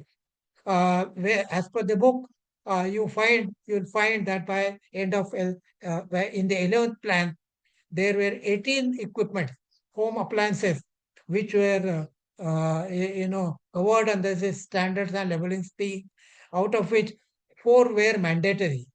I mentioned to you earlier that this scheme started with 4. Now they are going to nearly 34. Okay, so 34 standards and labels are, sorry, appliances are eligible for energy labels. But only out of this 18 equipment which are mentioned in 11th plan, which is mentioned in the book, you have to answer that. Only 4 where labeling was mandatory. That means no manufacturer can manufacture and sell this equipment, 4 equipment, say without any label. Okay, without any proper label. So these 4 equipments were refrigerators, frost-free refrigerator, room air conditioner, tubular fluorescent pan, lamps, and distribution transformer. Okay, and there were another 14, actually list mentioned 15. So these were the equipment where it was voluntary, that they can get a label, they can make a mention, but it was not mandatory for everyone manufacturing, say, induction motors or fans at that particular point of time to manufacture as per the graded labeling scheme. But today, the number of compulsory, that means the statutory labeling program is 10, and the remaining 24 are have volunteer labels are given on voluntary basis. That means no compulsion on them. But in book you have to answer 18 and 4. Okay, so this is the standards and labeling section. Now, obviously, nobody is going to buy a labeled product unless it is found economically viable, which means that let's say the example is given over here, that there is a refrigerator which one is 5 star and the other one is no star. That means which are manufactured many years back. Okay, so with the 5 star, obviously their consumption is very low. It is supposed to consume 204 units. Below that, the 204 is the maximum limit, and 520 was the consumption of old refrigerators. You can see the difference is about 316 units. Now, if you take the rate of 5 rupees, you would be spending 2,600 rupees for the, you means the non-star rated refrigerator will consume 520 units, and the owner has to spend 2,600 rupees annually. Whereas if he had bought 5-star equipment, he will he had to spend 1,020 rupees for the energy charges, whereby saving is 1,580 rupees, and there is obviously one can calculate the payback period. So that's why, because normally most of the equipment you can recover the additional price or cost of labeled products in 2-3 years. So this became extremely popular, and I think most of us are buying only that. So this was a very, very popular scheme, and it will continue. The number of equipments which will be covered by this scheme will go on increasing in future. You know, okay. Now the third scheme, which is the demand side management. Demand side management is a typical word coined by the US people, United States people, when they started their energy consumption program. I remember I had visited USA, and they used to, there was in 1995, that time this word was very prevalent over there. So they were saying demand side management. So the word is slightly confusing. It is actually not the demand side management, but it is the consumer side. Okay, it is supply side management. That means uh, the what industries and corporates, what step they should take to reduce their energy consumption, which will reduce the demand. Okay, so the steps taken by the consumers, users of energy, which will result into reducing the requirement of energy as well as reducing the demand for energy. For example, electricity. If you consume electricity, the KW demand also, or MW demand also reduces. Of course, that is a help to the electricity board. Demand reduction has no benefit to the consumer, but consumer gets the benefit by reducing the energy consumption. So demand side management is a program which was aimed at reducing the electrical consumption in various sectors, in the manufacturing sector, in the corporate sector, in the distribution sector, in the transmission sector, also in the farm sector, or any other sector. Reducing the energy consumption to reduce the demand is a demand side management program. Demand side management program, there were 2 or 3 demand side management programs which were introduced by the government. One was for the micro, small and medium industries, how to reduce demand there, because they had no knowledge of how to do it. There was no expertise available, no finance available. So Bureau of Energy Efficiency, through designated state level consumers, they introduced a program in states, in micro, small, medium industries. Also, they introduced this program in the agricultural sector, because agricultural sector also did not have the know-how. They didn't know how to reduce energy consumption. No money also, no technical knowledge. So they introduced this program for agricultural sector. And the third sector was the municipal sector. So municipal corporations also, they consume a lot of energy for municipal street lighting, municipal pumping, water pumping station, also, the sewerage plant. And several municipal corporations, they have got hospital, they have got some schools. Now, in order to ensure that energy consumption is reduced in this particular sector, they had introduced this program. So there were 3 demand side management programs which are prominently announced by Bureau of Energy Efficiency. So these schemes were introduced and implemented through state agencies like MEDA, used to implement in state of Maharashtra. Okay, so this was another activity scheme which was again very popular. Okay, and it is still under implementation. The fourth scheme, which was introduced by Bureau of Energy Efficiency, was Bachat Lamp Yojana.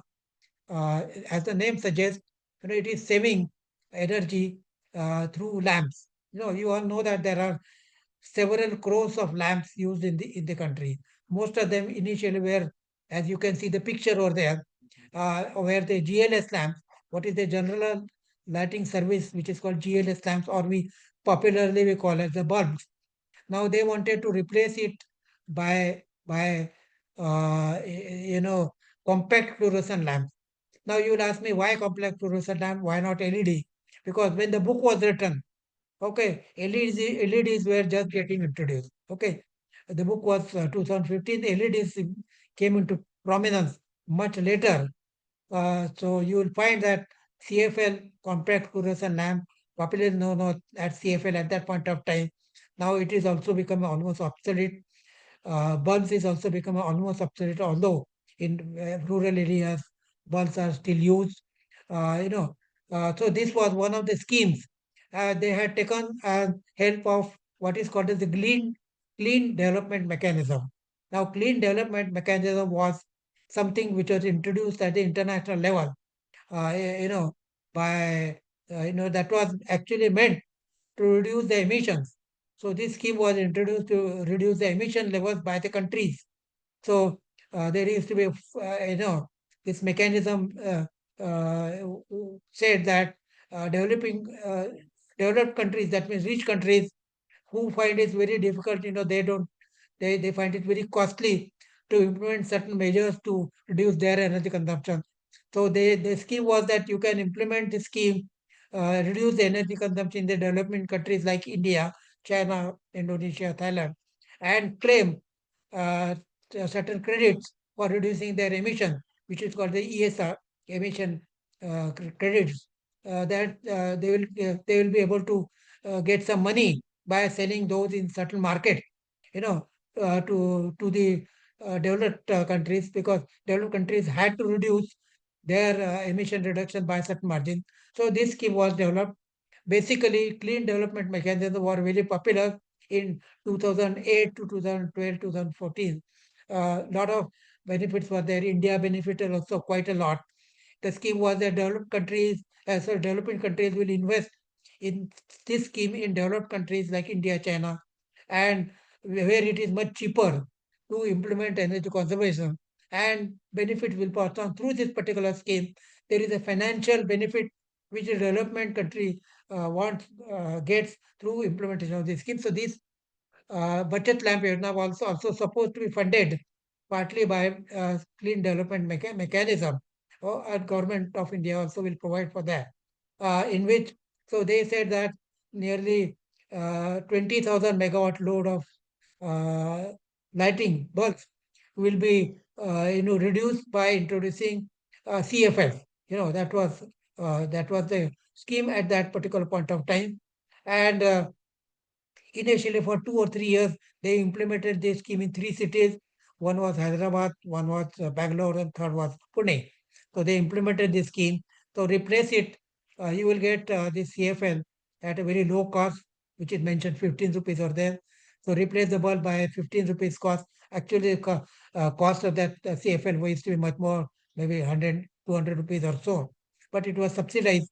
Government wanted to reduce the energy consumption of lighting, so subsidy was given, and through certain mechanisms they will recover the cost. Electricity board will recover the cost through the consumers in certain instrument. So state electricity boards, electricity distribution companies were involved into this. So for 2 or 3 years this was implemented, but subsequently, as you all know, this scheme became redundant because in around 2000, later LEDs were introduced, and LEDs have become so popular that nobody, even remembers CFL. So people are replacing their lamps with LEDs. So there is another scheme which is not covered here. It's called the National uh, Plan, that NELP, which is called National Electric Lamp Program, NELP, through which directly these bulbs are replaced by LEDs. But we are not going to cover that. This Bachat Lamp Yojana was also successful, but I would say it was partly successful because aberrantly it had to be changed to LED at a subsequent day. But if you are asked a question, there may be a question that you explain Bachat Lamp Yojana, you will have to explain. Okay. So who started it? What is the Bachat Lamp Yojana? When was it implemented? What is the details of it? For example, bulbs, which is used to be 15 watt, 25 watt, 40 watt, 60 watt, 100 watt, they will be replaced by this incandescent lamp or bulb will be replaced by CFL or maybe 20, 25 watt. So what is the level saving, energy is level saving, what is the cost implication, etc. You will have to explain. CFLs were supposed to reduce energy consumption of lamps by 80%. Okay. LEDs will further reduce it. That we all of us know about it. Okay. So there were 43 projects were implemented in these 3 cities, and about 29.5 million CFLs were sold, and a good amount of saving had taken place by implementing this scheme. Okay. Now the next scheme we will go to is the promoting energy efficiency in small and medium enterprises. As I mentioned, energy efficiency in small and medium industries is very low because it is not paid much attention by the owners. Owners are not technically sound, they are not financially sound, so they don't implement many measures for energy saving. But this sector is so large. I think I'm told that there are 40 million small and medium enterprises in the country. Now you add one more word, MSME, micro, small and medium industry. When this scheme was introduced in 2000, you'll find in this book is only SMEs, but it is spread to MSMEs now, micro, small and medium industries. So their efficiency level, their knowledge level of energy saving, their knowledge of the energy saving products, devices, practices, procedures was very low. So this scheme was firstly awareness, bringing awareness to owners and what people from small and micro, small, medium industries, give them awareness how to save energy, what equipment, what appliances should be used. The finance also was made available through certain schemes, through schemes of state government, through direct schemes, or through some banks like CDB, etc. They were all they are geared up. They were told to finance this particular sector. So Bureau of Energy Efficiency implemented this scheme through state agencies, MEDA, etc. In the small and medium sector. What they did is they formed certain sectors, clusters. For example, auto hub, or your chemicals hub, or the let's say similarly there were about 23 clusters. One will be textiles hub as cluster.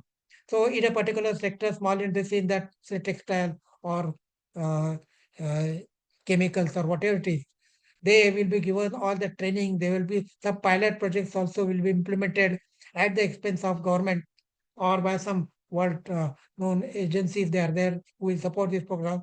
1, 2, 3 demonstration projects. Then entire industries nearby in that particular sector can follow, and finance will be made available to them under certain scheme. So these schemes become very, very important because knowing the scale of and coverage of medium small industries in the country, which I mentioned was 40 million or so.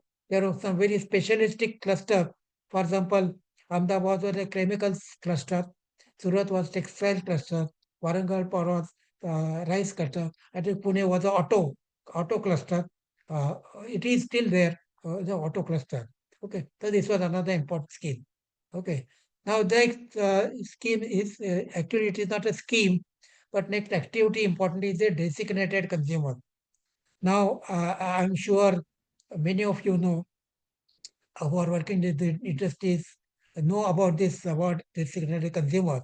Uh, but let us try to understand it. I mean, those who are appearing for the examination for the first time, they ought to know, they understand this. So, in the Energy Conservation Act 2001, there was a schedule of scheduled industries. Okay, it is called the schedule. So there were 15 energy intensive industries which were mentioned in that particular schedule. 15. They consisted of, thermal power station, fertilizer, cement, iron and steel, chlor-alkali, aluminum, railways, textile, pulp and paper, and other 6 industries, power sector, for example, distribution sector, transmission sector, hydropower, thermal power, so 15 types of industries, 15 types of sectors were included in that energy intensive industries list, which was which was appending to the Energy Conservation Act. Okay. Now, and these 15 energy industries, Government of India wanted to concentrate on these industries, prepare schemes and take actions in this scheme through Bureau of Energy Efficiency, reduce overall energy consumption, because these 15 energy intensive industries constituted a very large portion of the energy consumption. Government can't spread its legs to everywhere in the country. They had to select some industries which were consuming maybe 70-80% of energy consumption in the country in the industrial and corporate sector. So 15 were named in that particular list, out of which they selected more energy intensive among those 15 as the designated consumer. Okay, and these 9 industries which are mentioned over here: thermal power station, fertilizer, cement, iron and steel, chlor-alkali, aluminum, railways, textile, and paper and pulp, they were selected to be the designated consumers. Okay, these are the most energy consuming sectors in the country, but it had to be notified and there had to be certain basis, which all the thermal plants, all the fertilizer plants, all the cement plants, they need not concentrate, they did not take action. So the under these 9 sectors of industries, those plants which had got energy consumption level of 30, certain level. For example, you take example of, let's say, fertilizer. Any fertilizer plant which has got energy consumption, annual energy consumption of 30,000 metric tons of oil equivalent. I suppose you all know what is a metric tons of oil equivalent, MTOE, per year. So those who have consumption more than 30,000 will be a designated consumer. Now, all the cement plants in the country are not designated plants, but those cement plants which have got fertilizer plants or other plants which have got more than 30,000 metric tons of oil equivalent consumption will be designated consumer. Now, designated consumer is a plant. Okay, is not a sector. Designated consumer is a plant which has got consumption more than what the limit that is mentioned over here in front of you. You'll find this list. So, designated consumer is different from an energy intensive industry. Energy industry, intensive industry, there are 15 industries mentioned in the Schedule to Energy Conservation Act. Okay, that is appended to that. This is available in the in any literature over there. But designated consumer, these 9 industries, they were notified, as designated industries. So all the cement plants which have got uh, uh, consumption more than 30,000 metric tons become a designated consumer. So cement is a designated consumer, but there may be only 20, 30 plants which will qualify for this consumption, which have got consumption more than those units were the notified as designated consumers.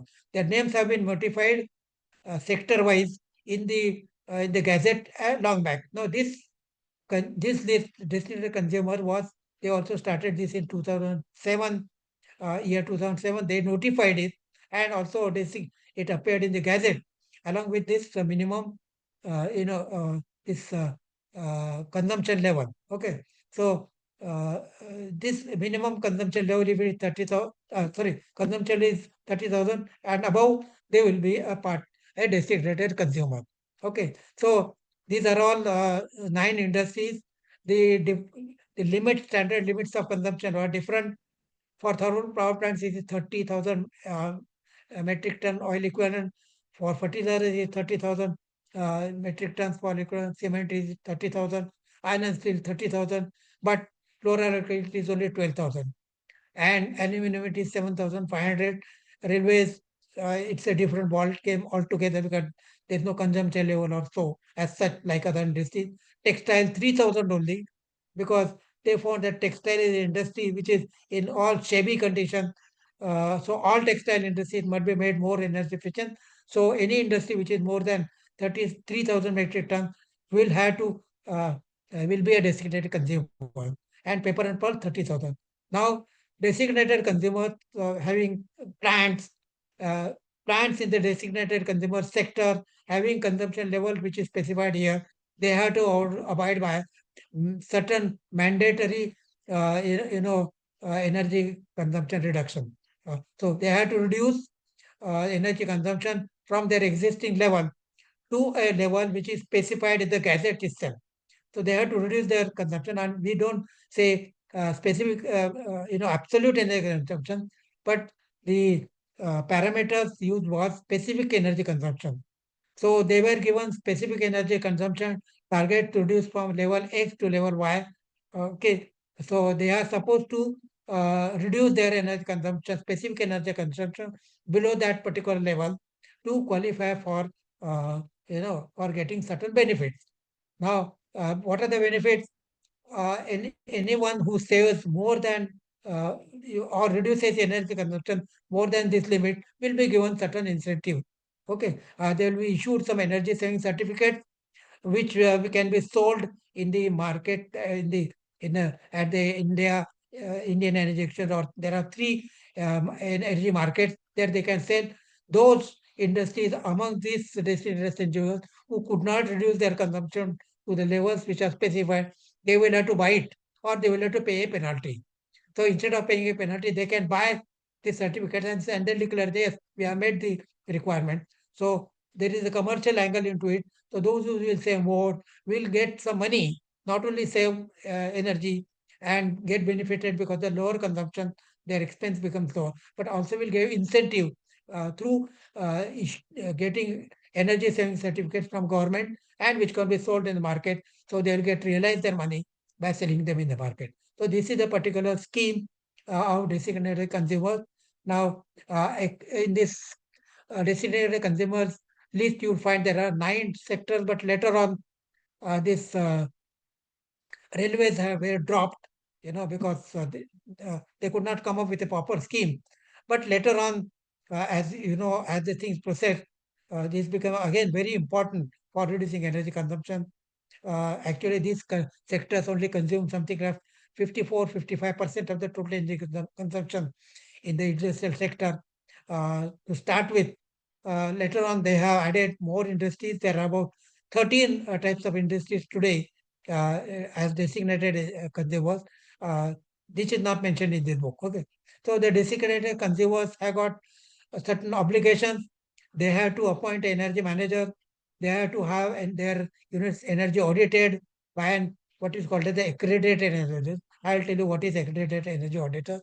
Now, designated consumers, we have to comply with the specific norms and standards specified for this designated consumer, and they are also required to adhere to the energy consumption norms which are stipulated for them.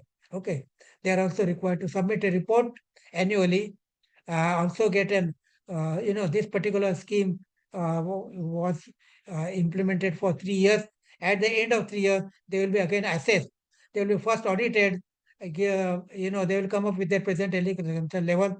They will be given the targets to reduce specific energy consumption level to a particular value. They will be assessed again. There will be audit after 3 years, and if they comply, they reduce it to the level extent. They will. This audit will be done by only some designated energy auditor. They used to be called as DENA earlier, DENA, designated energy auditors. Now they had to have compulsory have experienced energy auditors, not only energy auditors who have passed the examination of BE, but also certain minimum level of experience, and they are approved by BE as an accredited energy auditor. They had to conduct an audit. If they based on their report, they will be either given certificates or they will have to buy certificates. This was the scheme, designated consumer. Okay. Now let me move to another scheme, which is again a very popular scheme.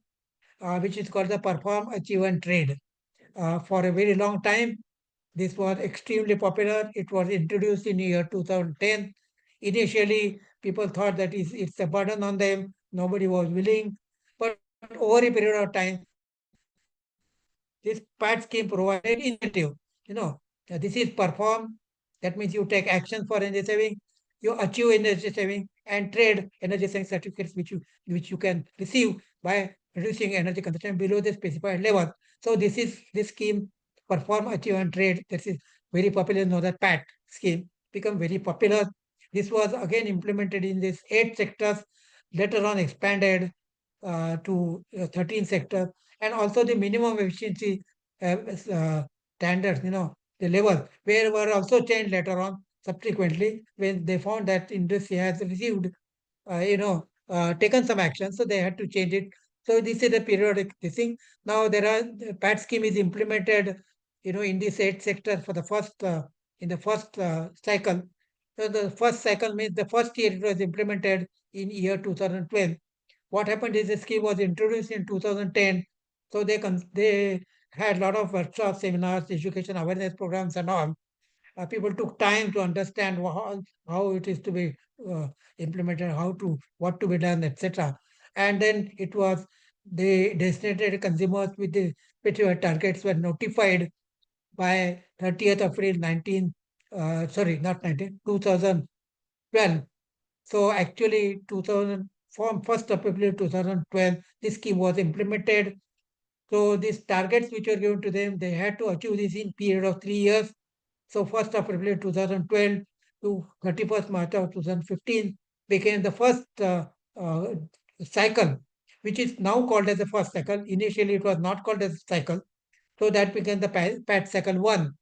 This scheme, at the end of 31st of March, they were later on, they were audited again by the designated auditors.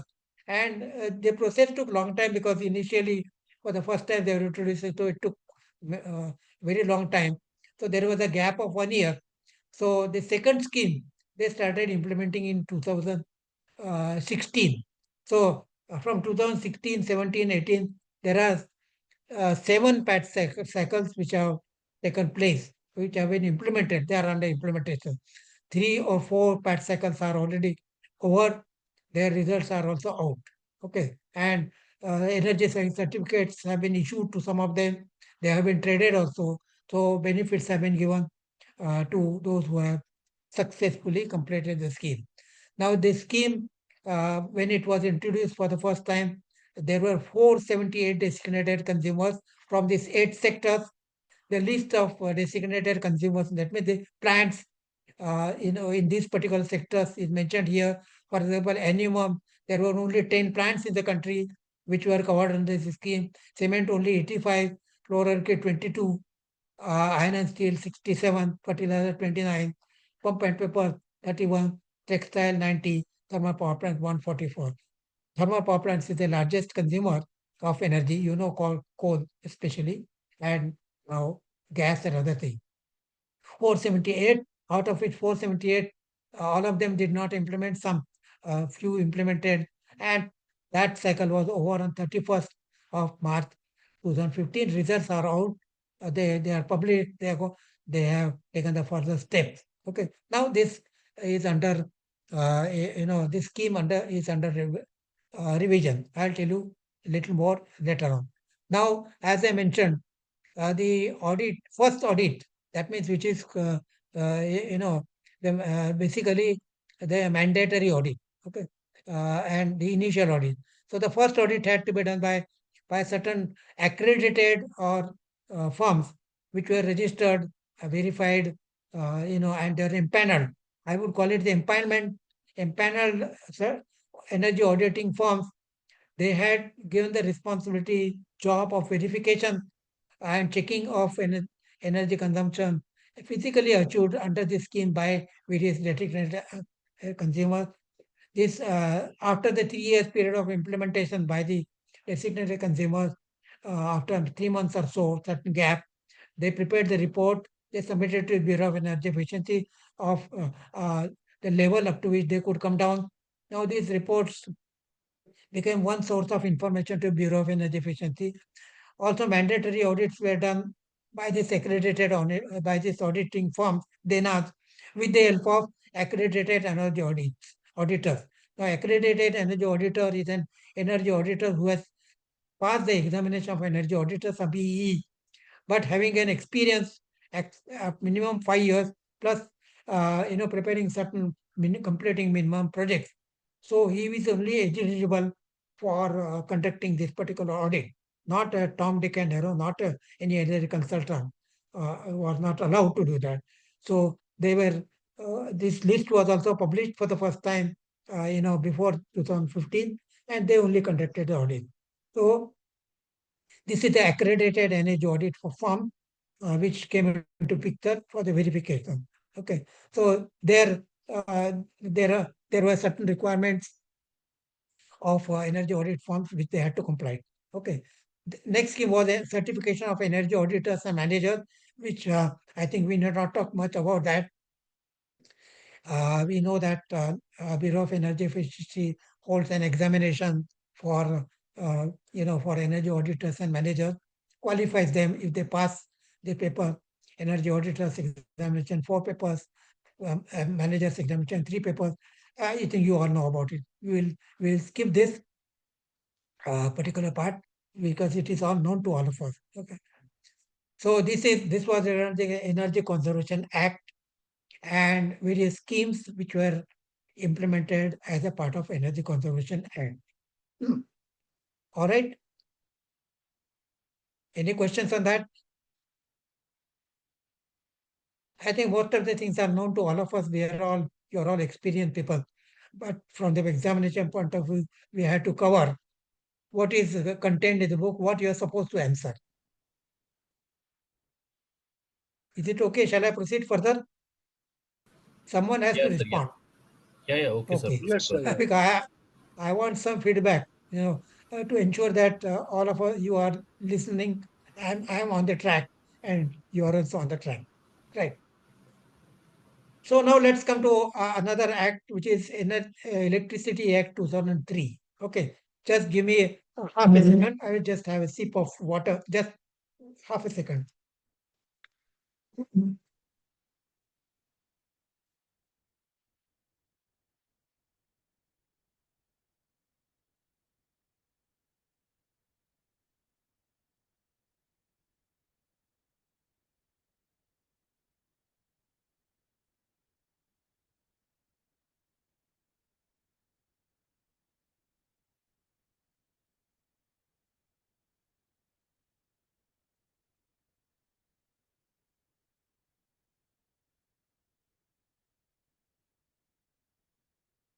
Okay. So I'll continue. Everyone needs a little small, few seconds break, a sip of water to clear his throat, as they say.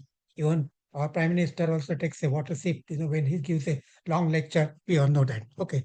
Of course, no comparison with him. Right. Now let's come to another very important act, Electricity Act 2003. In fact, what we say is Energy Conservation Act and its amendment and Electricity Act 2003 and its amendments. They are revolutionary acts because they have changed the entire energy sector. They have changed the entire electricity sector, which is far different today from what we had, before implementation of this particular scheme started in 2000. Before this act came into picture. Right. So this, some of you may be knowing that the country was governed by 3 acts, over a period of time. First was as far as the electrical sector is concerned, there was an act called Indian Electricity Act 1910, which was under implementation for a very long time. There were certain lacuna and there was no investment going on because no benefit could be gained by those who were implementing this. So there was the amendment of Electricity Supply Act of 1948, where they formed electricity boards who were given the responsibility of developing the infrastructure of generation, transmission, distribution in the state. So it was thought that these state electricity boards or what we now call as the discoms, okay, distribution companies, they will have enough money, they will have vision, they will investment money, they will spread uh, to the entire state, the network of electricity supply and meet the requirements of various sectors, which was growing anyway at a very fast speed. So they thought that electricity boards be will be doing that job. Unfortunately, they found that there were certain issues, certain problems, in this particular method. They also did not achieve because electricity boards were, they were all governed by mostly governed by the government, state government, and politicians interfere. So a lot of political interference was there. They were not run on the economic principle. It was expected that electricity boards will generate revenue enough to invest, expand their distribution, transmission, generation networks, implement, establish new plan. But that objective was not fulfilled, and there were certain other problems. So first they established a regulatory commission. The tariffs were determined at per will. They will say, okay, no free power to someone, very low charge to agricultural sector, very low charge to this. But finally they were all in red. The figures ran to lakhs of crores. So government thought that they must come up with a electricity regulatory action, and these regulatory commissions, they will only decide the tariff to ensure that electricity boards remain positive. They generate some cash, and they would run into losses. So they established electricity regulatory commissions in various states as per the Act 1998. Okay, so these were prevalent till 2003. However, the desired objectives were not achieved, desired progress could not be made, desired investments were not done by electricity boards, investment boards became corrupt, they became unwieldy, they were government influence was increasing, political influence was increasing. So they come up with an act because as a result, electricity distribution sector never, progressed, and the country was deprived. So government thought that they must come up with a one act, covering all these three previous act they dissolved.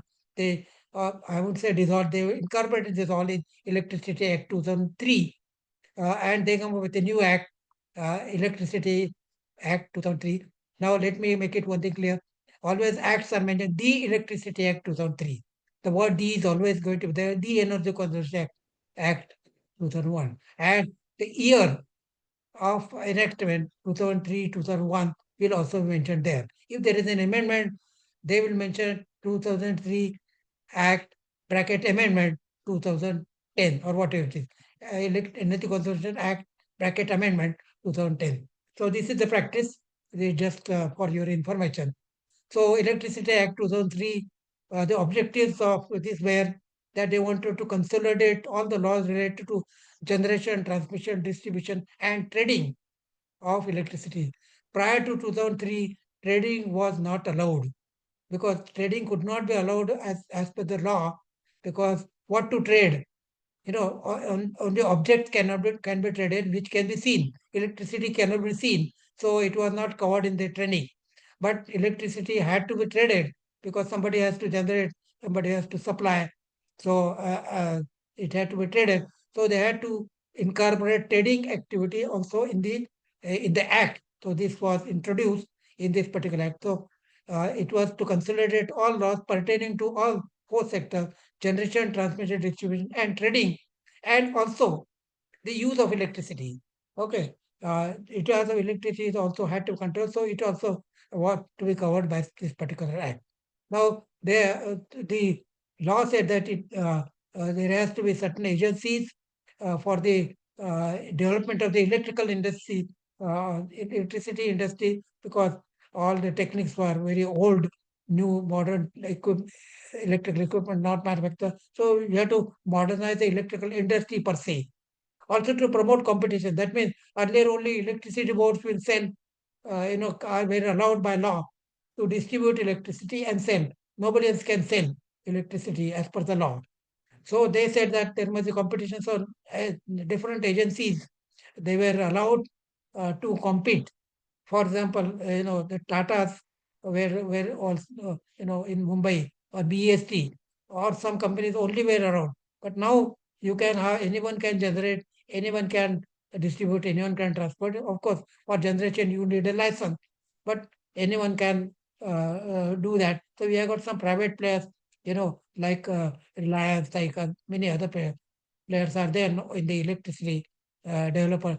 Now, also, electricity, those who generate it cannot transmit it, cannot distribute it. That was also prohibited. Now, that was also allowed. Those who generate can also transmit, can also distribute.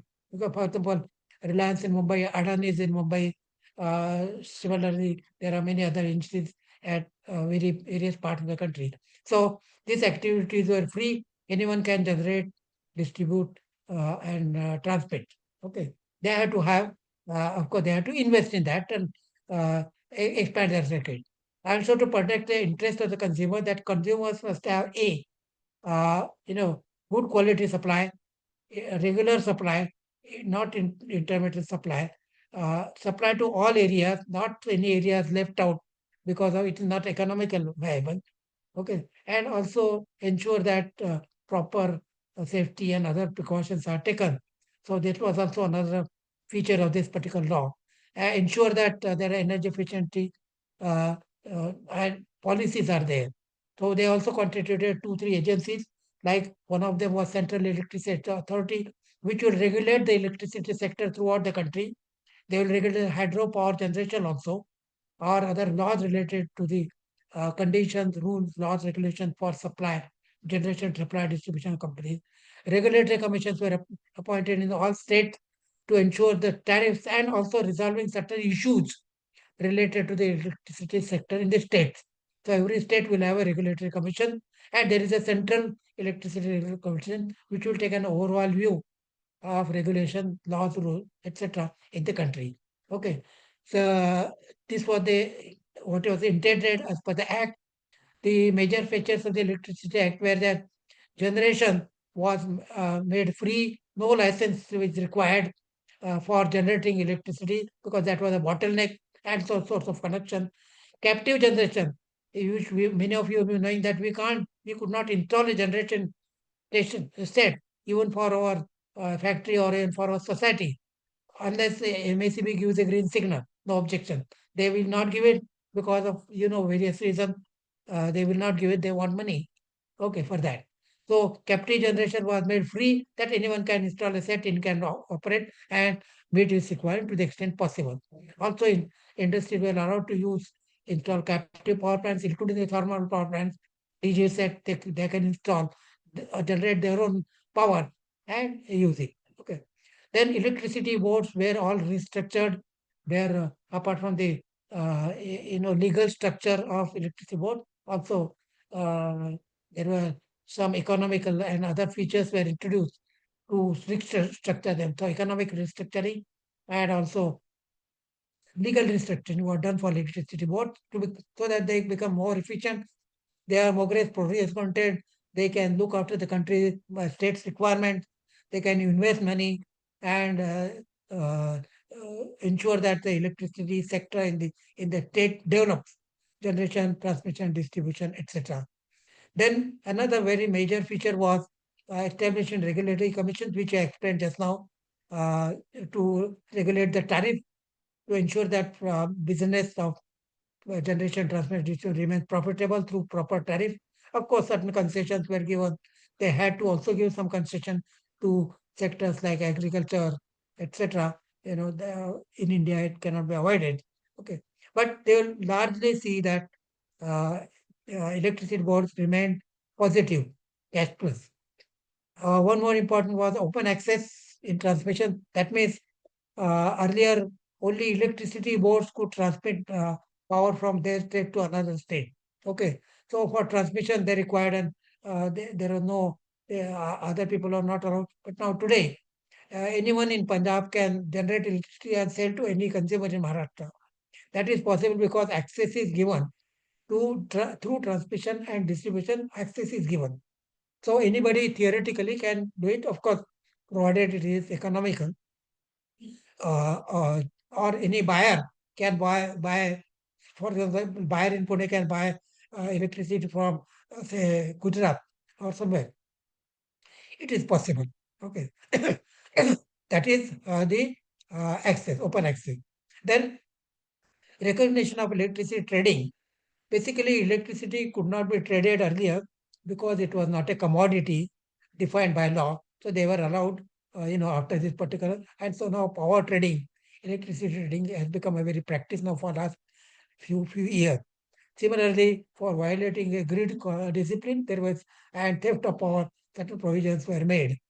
Government had a role. Central government did not have much role, but it prepared the policies and tariff policies as well as the electricity policy, national electricity policy, and they also prepare a national electricity plan as to what is the requirement of the country, how many, what is the power requirement, what is the tariff policy. That means the guidelines. Tariff is basically decided by Electricity Regulatory Commission, but policy is given by Government of India. Similarly, the stress on rural electrification was there through government support. Now generation was made free from licensing, so anyone can install power plants and supply power. They can install cogeneration plant. They can install the renewable energy plants also, because earlier renewable energy plants also could not be installed by other players. Now you don't know, the progress which renewable energy has made. So they had to make that provision in 2000 Act. Similarly, transmission also, any agency can get involved into it. So I would say that there is not so much progress is made here because transmission still belongs largely to the electricity boards, but they had to make given access to the private agency. For example, if Adani's or Crompton's are, they have to supply power from one state to another. The electricity network of the electricity board, say MACB or Gujarat, they had to allow them to use that network. So that was the provision. But transmission line, recently there were tenders which were issued that they can install transmission lines and they can transmit power through their circuit. Distribution, you all know that several companies are established to distribute energy. For example, in Delhi, there are two agencies. At several places, you have got agencies, Adani's and Torrent and all. They are distributing companies. They are allowed to distribute apart from MACB. So MACB or electricity board will have to compete with these agencies, and whoever is economically can provide better service, better charges, people can buy from them. Okay, so this is another thing. And renewable energy, of course, you all know we need not talk too much about renewable energy because all of us know so much development has taken place in the country as far as renewable energy is concerned. But initially, they had to have the law that renewable energy generation is compulsory. So electricity boards, Criscom, or any electricity generating company today has to generate minimum certain percentage of electricity through renewable energy sources. You all know that electricity, solar was very costly earlier days. Wind was only restricted uh, areas they could install wind, and bio and other energy. Nobody is using those energy sources because they're no intuitive. They're very costly. Solar was costing 15 rupees per unit. Generation cost, establishing the plant was 15 to 20,000 crores per megawatt, whereas the thermal power plant would cost 4 to 5 or 6 crore. So nobody would install renewable energy at that particular time.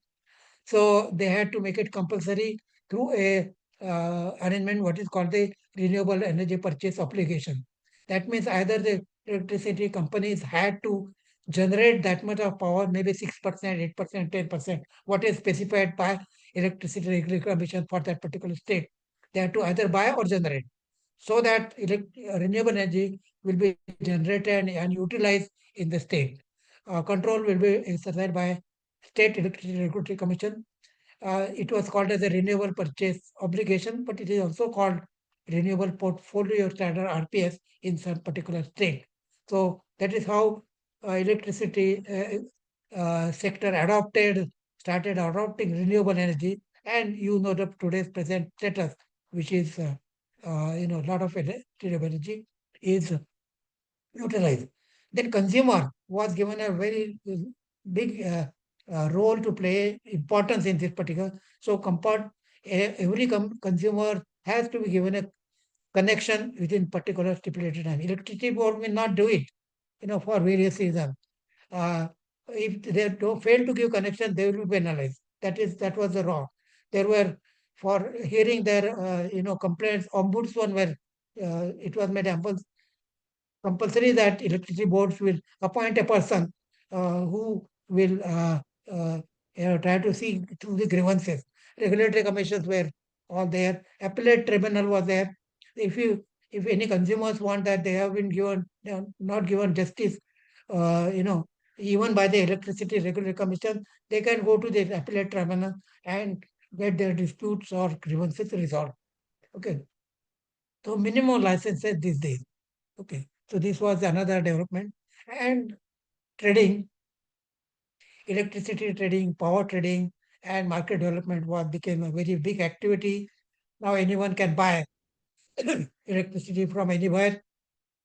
A plant in say, let's say, Karnataka, Bangalore can buy from somewhere in, surplus state like Northeast or maybe Punjab or somewhere the place which has got surplus electricity. Of course, they will utilize the corridors or the network connection of the electricity boards, but that arrangement is already done over there. So trading is always takes place on the exchanges, energy exchanges. There are three exchanges. One is Indian Energy Exchange at Delhi. It was started in 2006 by Bureau of Energy Efficiency and central government and CERC. And now there are gas trading and also the carbon trading, which gas trading has started. That's a bit carbon market will start 2007. This is not covered here. Okay, this is for information. So trading was activity there.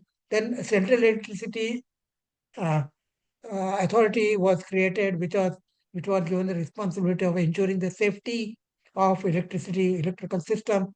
It was an advisor to Government of India to formulate certain laws, rules, etc. About that. Also give a clearance to certain projects like hydropower is still with them, nuclear power is still with the government. Of course, they are now allowing other players to come in. And there is another agency which is CERC, along with CEA and ECRC. They will regulate the entire electrical structure. Now, there were certain tariff principles which are, given by the CERC, Central Electricity Regulatory Commission. These are applicable to the state. The state can have their own law rules commission plan. Then we now go to another area which is integrated energy policy. So Government of India felt that for reducing energy consumption in the state, they had to have policy. So policy was prepared, integrated energy policy to reduce overall energy consumption in a particular state. The need was felt because there was no such coordinated energy policy in the state. So it was meant for reducing the energy requirements as well as the energy consumption, increasing energy efficiency, and cultivating the habits and implementing energy conservation. So this policy was designed, it was implemented. But there are several new things which have happened over here. I think you can go through that, this particular section to that. Also, another objective was ensuring adequate supply of coal and consistent quality to the for electricity generation. Of course, this is still largely with the government has to do this, ensure adequate supply of coal and consistent quality. Government is doing this. So Coal India Limited, through their subsidiaries, there are eight subsidiaries, they are being given that task, and government is regulating that. So other people have no say in that. Similarly, ensuring the gas is still under government. Government regulates. There are 5 sectors which require gas. Power is one of them. Consumers, of course, for domestic purposes. Then you have got fertilizers, power is used. there are 5 sectors which use gas for, so government is controlling that, but it has to, it has to correlate with the, production of gas, import of gas, and so many other things are involved in all this. So also with coal, you have to import coal because domestic coal may not be adequate, may not be specification may not be okay. So government is still there in picture as far as gas and power sector is concerned. Now, government want to rationalize fuel prices to some extent. They have been successful, but fuel prices cannot be controlled all over the country. So still they are still finding out ways, alternatives for that. Then power sector needed tremendous amount of reform. Government had come up with a scheme. One of the schemes is called Accelerated Power Development and Reform Program, APRDP, and their objective was to reduce the losses, which is called the AT&C, which is aggregate technical and commercial losses. We know that technical losses, that means reducing the actual loss, of power. But commercial loss is another thing. That means whatever power is generated is not sold at a proper value, and so there is a commercial loss to the electricity boards. So that the government is exercising control over AT&C, both commercial, to ensure that electricity board remain positive, they remain healthy, and they can invest more. Okay. And objective of the entire exercise is to reduce cost of power, make power available to consumers at a cheap price. Okay. Renewable energy is being promoted at all levels, government of India level, state level. We need not talk much about it because all of us know about it. And actually speaking, when the book was written, there was not much of development of renewable energy, but now there's tremendous amount of development over there. We need, so we'll skip this part. Ensuring electrical energy security is another important aspect. Energy security for country, energy security for the state, energy security for the corporate industry is very, very essential. So there are several steps which need to be taken to ensure that energy is available in required quantities. Energy is available at the cheap price. It is economical, so that it is, people don't find it too expensive to manufacture, because now there is a global competition also. So with the energy prices have to also compared, and also energy security is there, because if energy and it's not available, we can't produce. So this is an overall requirement, energy security, big subject. We'll be discussing it more in the next lecture. Okay. And there are many other schemes like, use of coal gasification, coal-bed methane, enhanced oil recovery, etc. They are meant to improve the availability of energy and ensure energy security. Nuclear energy and hydropower have got their own role to play. Government is handling that mostly, but private sectors were there for hydro sector. Nuclear is allowed now, so people can install small modular reactors, can generate power, but there are restrictions as far as nuclear is concerned, and there's a nuclear power board, which controls that. R&D in energy is also very, very important. Okay. Now let's come to another aspect which is also important: the National Action Plan for Climate Change. So this was also announced in year 2006. Under this National Action Plan for Climate Change, there are 8 missions which were also announced in year 2008. So these 8 missions are National Solar Mission, National Mission for Enhanced Energy Efficiency, National Mission for Sustainable Habitat, National Water Mission, National Mission for Sustaining the Himalayan Ecosystem, National Mission for Green India, National Mission for Sustainable Agriculture, National Mission for Strategic Knowledge of Climate Change. So some of them are related to habitats, some of them are related to climate, some are related to greening the country, some are related to water.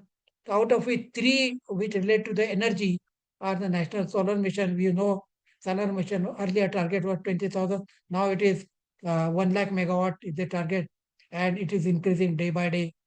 Similarly, the National Mission for Enhanced Energy Efficiency is very large, very much implemented by Government of India. There are 4 schemes, or what they call as the initiatives. Perform, achieve, and trade scheme is one which we discussed earlier. Market transformation for energy efficiency is another initiative where equipment allowances, their efficiency is increased through certain scheme. Energy efficiency financing platform, that means the finance is made available for improving the energy efficiency and for the energy efficient economic development. So through certain fiscal intervention, that means through certain schemes like guarantee schemes, support is given to the industry. So these are the four schemes. All the schemes have been under implementation for last many years, and they have achieved their objective to certain extent. There are some programs that partial risk guarantee fund has been created. Also, venture capital fund has been created for energy efficient VC, typically, and feed also. So all these schemes have progressed very well. Another mission is National Mission for Sustainable Habitat. This is for ensuring that sustainable development takes place in the country, through certain urban waste programs, urban planning, and so on. So, habitats for proper living, ensuring good environment. Then water mission to ensure that there is adequacy of water in the country. Water usage also is controlled properly with this mission. The national mission for sustaining Himalayan ecosystem, that's meant for ensuring that Himalaya, it remains eco system is maintained. It's a specialized one. We will not discuss too much about it. The National Mission for Green India. So there is a program for forestation. So they want to increase the forest cover of the country from 23% to 33%, so that country receives rainfall and other things over there. Then we have a mission for sustainable agriculture, under which certain actions are taken for crop, agricultural sector, crops, etc., etc. And then there is not much of knowledge about climate change even now today in the country. So that climate change knowledge, development and spreading that knowledge, there is a mission for that. All these 8 missions, very important. Not all missions are 100% in action, but all 3 related to energy are very much in action for a long time, and they are achieving certain objective. Now this Electricity Act and Energy Conservation Act, they are, they have formulated certain rules which energy managers and auditors must know. So this list is already given here. Apart from the National Conservation Act, there are several other schemes, rules which are mentioned over here. They are given over here. This list, one, you can go through that list. This is about 12 lists are there. Now there is one example which is solved here. We'll quickly go through that. That means it mentions that textile plant average monthly energy consumption is 7 lakh kWh, purchase electricity, 40 lakhs furnace oil, with specific grade 0.92 STT tons of coal they are using, and 10 kiloliters of HSD, which is potential cavity. Now what they are asking you is what is the MTOE? How do you calculate from this? What is the total energy used in one single unit? Now, one single unit nationally as well internationally is a metric ton of oil equivalent, MTOE. So all these energy sources, electricity or diesel or furnace oil or other sources, gas, everything, has to be converted into thermal unit, which is metric tons of oil equivalent. What is oil equivalent? 1 kg of oil equivalent is 10,000 kilocalorie. Okay. 1 kWh, if you have to convert into oil equivalent, is 860 calories. Gross calorie value of coal is 3,400 kilocalorie per kg. So tons of coal can be converted into thermal energy. Gross calorie value of furnace oil is taken as 10,000, although it may be slightly different per kg. And HSD is 10,500. Gas, it is around 1,100. So everything can be converted into one unit and say, now this particular factory, which is using all the 4-5 sources of energy, finally uses 127 metric tons of oil equivalent, because your efficiency, energy efficiency, calculated in terms of only one unit. Factory uses so much of MTOE. Countries are evaluated on the basis of specific energy consumption. PAT scheme is evaluated on the basis of MTOE. So you have to calculate. So how to calculate that? We using this particular, formula. This is mentioned over here. Okay. Similarly, what is energy consumption? To depend what is data given, you can calculate what is the energy consumption, electricity energy consumption, convert it to MTOE and say this is our MTOE per year. Okay, so uh, this is all about this particular chapter, Energy Conservation Act 2001, Electricity Act 2003. Try to cover very rapidly, go through entire chapter. Now we have to go to the questions. We'll spend another 5 minutes for that. But if you have any questions on the chapter, on the contents of the chapter, you can tell me. Any questions on that?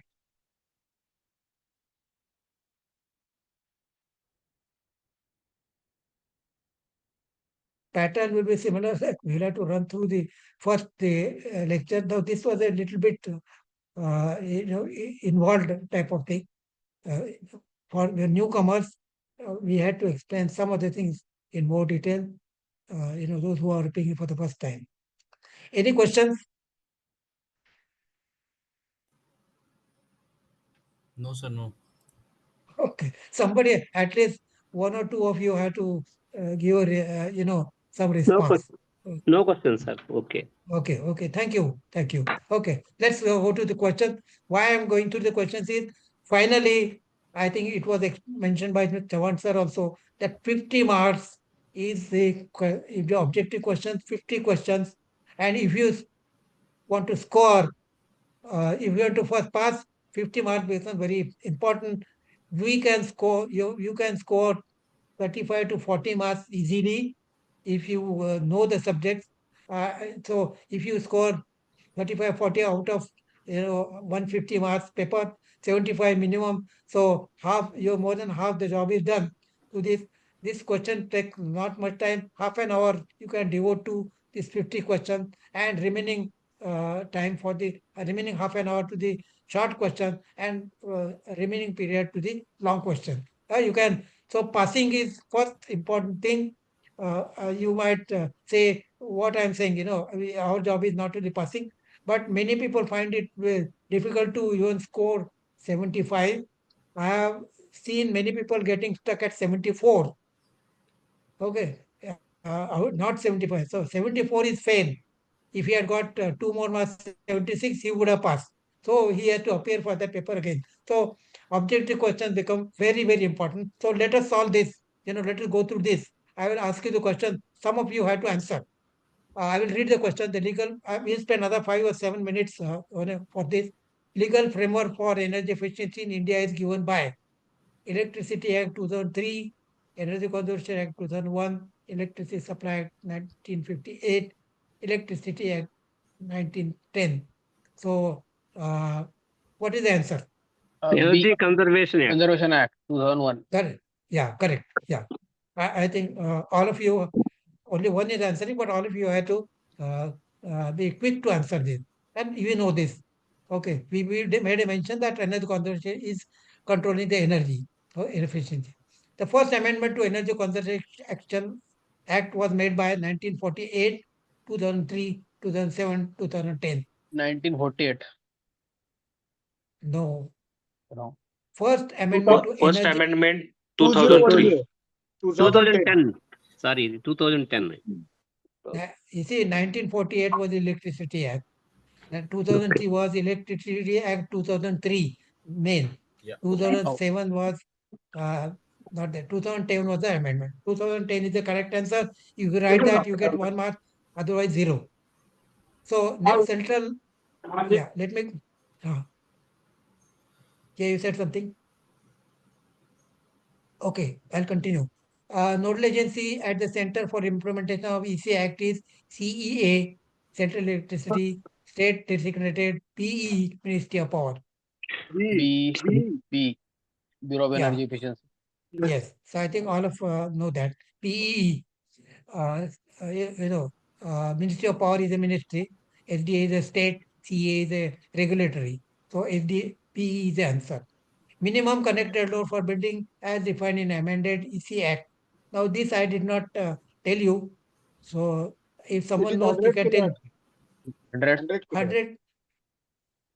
Earlier it was 100 kilowatt, but Amendment Act 2010, it was made 500. Okay. So you have to be right on the spot. So you have to read all this. So it is upgraded. Earlier 2001 it was 100. Now it will become 500.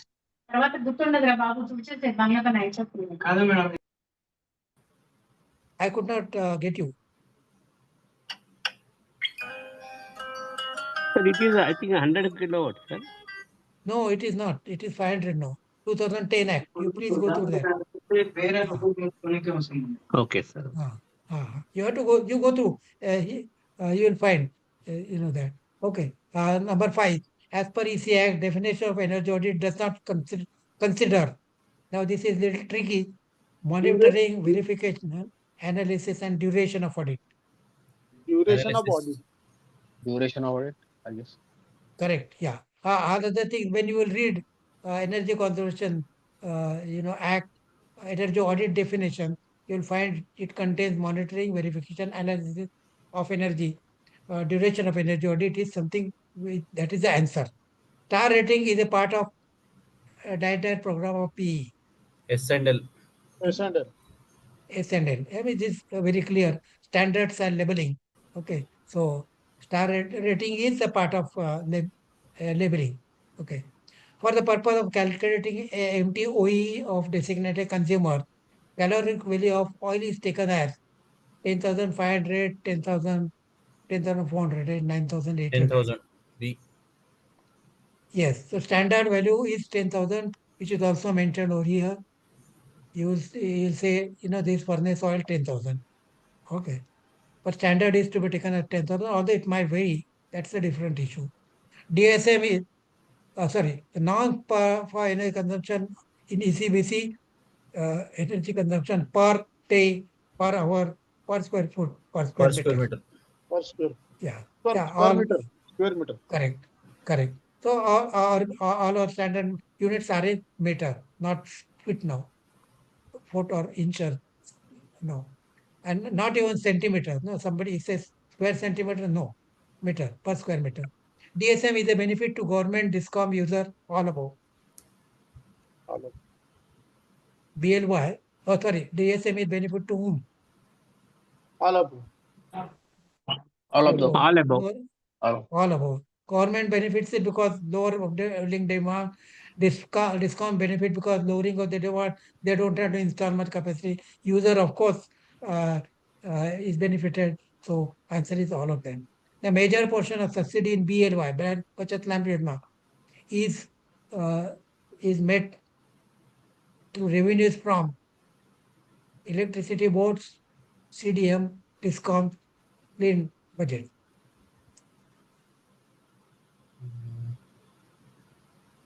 I think I'll give the answer. That is CDM.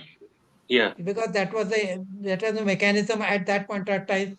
BLY had a very low, a small life, and CDM was very active from 2008 to 2012, 13. Of course, now it is almost not active even at the international level. Okay, for various other reasons. We'll not discuss that just now. Okay, then we have got some short questions. Sir, what is the answer, sir? Finally, what is the answer? CDM. Clean Development Mechanism. Mechanism. Okay. Yes, that was actually for it is emission scheme, but it helped countries to reduce energy consumption. And how do you reduce energy consumption? Through reduce emission through energy consumption only. So CDM become the financial. Okay, short type question is explain what is meant by renewable energy purchase obligation, RPO. Explain the reforms in distribution brought by Electricity Act. Now these questions are answered in this particular chapter. RPO we have seen it mentioned under renewable energy. Explain difference between standards and labeling. There is a clear under two small heading. Standards are defined, labeling is defined. You have to give that answer. List at least 5 national missions under National Action Plan. So can you tell me what are the 5 NAPCT missions? National Did I Solar take correct? Mission, 1, then Water mission, Water 2, Mission, 2, then then Himalayan, yeah, Himalayan study. 3, Ecosystems. there are 8 missions. NMEEE, National Mission for Energy Efficiency. Okay, energy Green India. efficiency enhancement, NMEEE. 5th is Habitat, National Mission for Habitat. So these 3 are related to energy, so we must not forget that. Okay. Now, long question is, explain Bachat Lamp Yojana. I mentioned to you that you may have to, any of these, for example, they may say ECBC, you explain. So you have to explain what is given in this particular chapter, not what is prevalent today. Okay. So please remember that. Always you have to go back 10 years back into the history and say you are there in 2015 and answer. Okay. Explain 5 important features of Energy Conservation Act, 2001. So you have to, there are 10, 12 features which are mentioned over here. You have to explain that.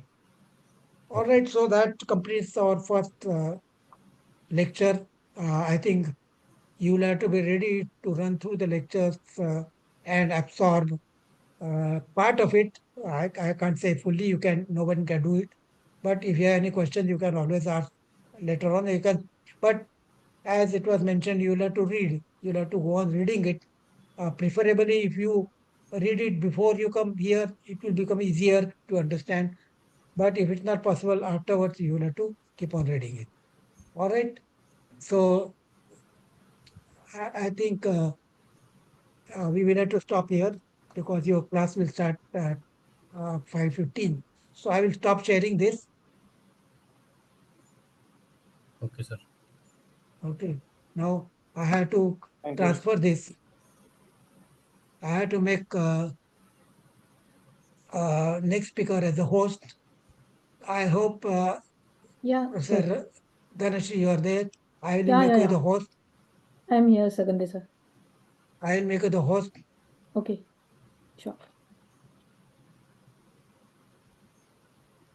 Oh, sorry. I'm sorry. Oh, Mr. Sridhar by Deshpande, you have become the host. You can transfer it to Dhanashree. Can you do it? I become the host. Okay. You click, open the list of participants. Okay. Wait for a minute. Participant, you open the list. Yeah. You will find the name of Dhanashree Yadkikar. Right. You click on that. Make a host. And make her host. No, you have So made you made Dhaneshwari. Dhaneshwari host. Oh God, I don't know. Dhaneshwari, yeah, Mr. Nikam, I think Kiran, no. No. Dhanashree, I okay. think Sonar, Prashant Sonar. Sona, sorry. Mr. Sonar, you will have to do the same exercise. You have to make. Sorry, sir. You are the host now. Can you please make me the host? Go to the participant list and change the Yeah, host. you open. You are host now. On the participant, you click. On right hand side, the list will appear. Are you getting me, Mr. Sonar? No, sir. Sona, sir, open, please open the participant list. You click on a participant, you'll find there are 13 participants, okay, below. So you click on that. Okay. Have you found that? Hello? Are you getting it, Mr. Sonar?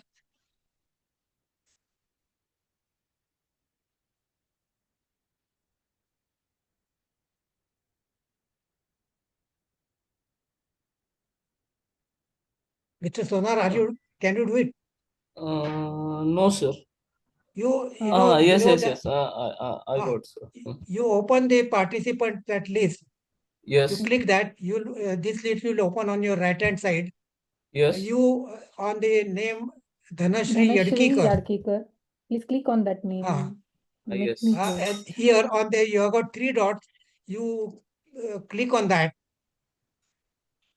Yes, yes, sir. Next. You will find that make him whole right hand side. On that you have to click.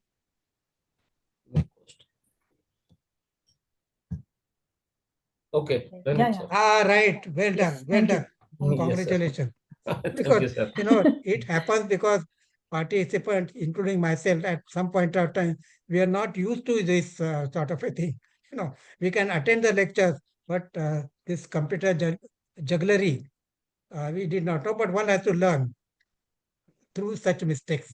So by mistake, instead of Dhanji, I clicked on uh, uh, you know other name, and once I do that, I lose control. I can't do anything. I have to only be Yeah. a spectator. Yes. Thank you very much. So over to Dhanashri. I think you please give them some time. Because I had taken 7 or 8 minutes more. Okay. Okay. Okay, So, I will stay there till you start the lecture, okay, and sir. I will leave after you start the lecture. Okay, sir. So participants, Okay. if you want a break, so you can take a break of 5 minutes. So we can start at 5:18. Right? Now it's 5:13. So you can join at 5:18 after 5 minutes. Yeah, 5:20 is okay. 5:20. Yeah. Yeah. So that becomes easy for all. Yeah, yeah. You can, Sure. yeah. Sir, I hope you are. Sir, next Yeah. topic, sir. Next topic is Sorry, sir. Topic. Subject. You. Okay. Next chapter is energy management and audit. energy Fourth management. chapter. The book fourth one. chapter. Fourth In chapter, the book book one. Yeah. Okay, okay, madam. Yeah.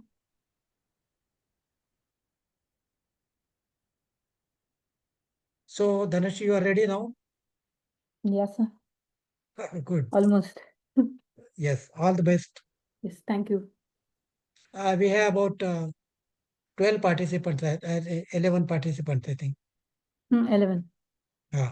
Including you and me. So it's Then you go through the list just now so that you know who are they. Some of the names you know, like Nitish Wazay and yeah. Amar Singh Kanse Patil are Kanse Patil, sir. Right. they are our own members, but all others are from outside. Mm-hmm. I think Mr. Vikas Rathod has joined little late, I suppose. Yes, sir. Today is a working day. I know. This is going to be a problem. So we can't expect all to join all the time. We'll have to be ready. Hello. And who is who is Hello. Varun? What is your name, Varun? Gandhi sir, this is my son's name. I'm Swad Deshpande joining. Oh, okay. So you are Swad Deshpande. I joined. Okay. I joined. I've taken. My phone was not working, so I taken link from Maratha madam, and I joined 1 hour back. Thank you. Yeah. First of all, I'll apologize because you were giving me ring 2-3 times. I told you also. I got you. You are busy, and so I tried. Madam, Maratha madam has given the link, so work is done. Thank you. Very good. So we are happy that you joined. Sir, as promised by me, I'm joining. Thank you. Okay, very nice, very nice. Yeah, because I couldn't get who is Varun's WSI. Yeah, that is my son's. That is my son's iPhone. I'm using that. Oh, will you change this later on or what? Name? I may or may not. Okay, I'm not decided. because what happens? I mean, with the name we try to recognize. Most of the names are like Satyanarada or Kiran Nikam, Ajit is Mr. Vairakkar, which we know because they were there earlier also. It is easier to.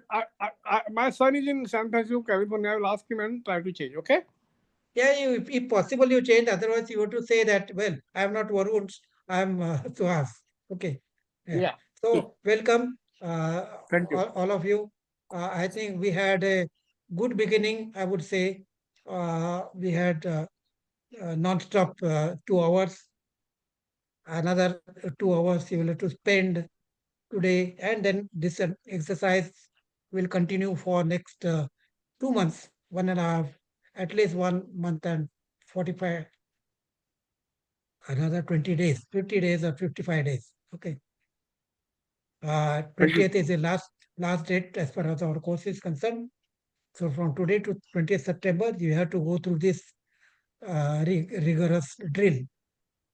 47 lectures, and all of them are important if you want to clear the energy auditor examination. Okay, our objective will be, we must clear the energy auditor's examination fully. Okay, our objective is not to get 125 or 130 marks in each. Our objective should be that we should get around 100, maybe 90 to 100, so that we clear, because nobody asks whether you got 76 marks or whether you got 149 marks. Nobody asks you. Nobody knows also. So please ensure that your time that you spend for studying, answering, is to clear the examination. That is the first immediate objective of all of us. Okay. Right. So this is so weekend batch, right? Hello, this sir. is no, this is this is weekend batch. Saturday is 2 hours, 3 o'clock to 5 o'clock, then 5:15 to 7:15 is the second lecture. On Sunday, we have got 4 lectures starting at 9, 9 to 11 first lecture, 11 to 15 to 1:15 second, 2 to 4 is the third lecture, and 4:15 to 6:15 evening is the fourth lecture. So And all these are recorded, no, sir? all these are recorded, and as you are not there initially, but as Dr. Asmita Madam has said, they will be perhaps put on the website in a day or two. Okay. Now my lecture Thank you, sir. Thank you. is recorded, so I will. Yeah. Dhanashree, Yes, Gandesa. shall I stop recording so that first lecture I will get it, then you start again? Okay, sure. Shall I stop? Okay, sir. But you are not the host now, so is it possible? No, I can pause the recording or I can stop the recording. Hello, madam. Yes, sir. Hello. Yes. Can you come on video? Let us know who is Dhanashree, madam. Yeah, sure, sure, sir, sure. Thank you. I'm Suhas Deshpande. I'm not on video because I'm outside. So we are once met in university 3-4 years back. I met you. University, Pune University, when you are doing PhD. No, sir. Actually, I'm not doing PhD at Pune University. You have done other PhD, no? Somewhere? No, sir. No. Oh, I sorry, haven't sir. Some done other, PhD. Yeah. other one. That Asmita madam, Asmita Marathe Asmita, madam. madam. Yes. Sorry. Yeah. Thank you. Yeah. Very good. Thank you. So Gandesa, shall I stop that recording? Yeah. No? I think just ensure that recording is there. No? Yeah, that's why I'm afraid to stop the recording now. Okay, you can stop it after your lecture, or you can stop and. After the lecture, I will stop. Now you can go out of video, madam. Yeah. No. If What you will wish, happen if is you that, my record will not be recorded lecture separately. Okay.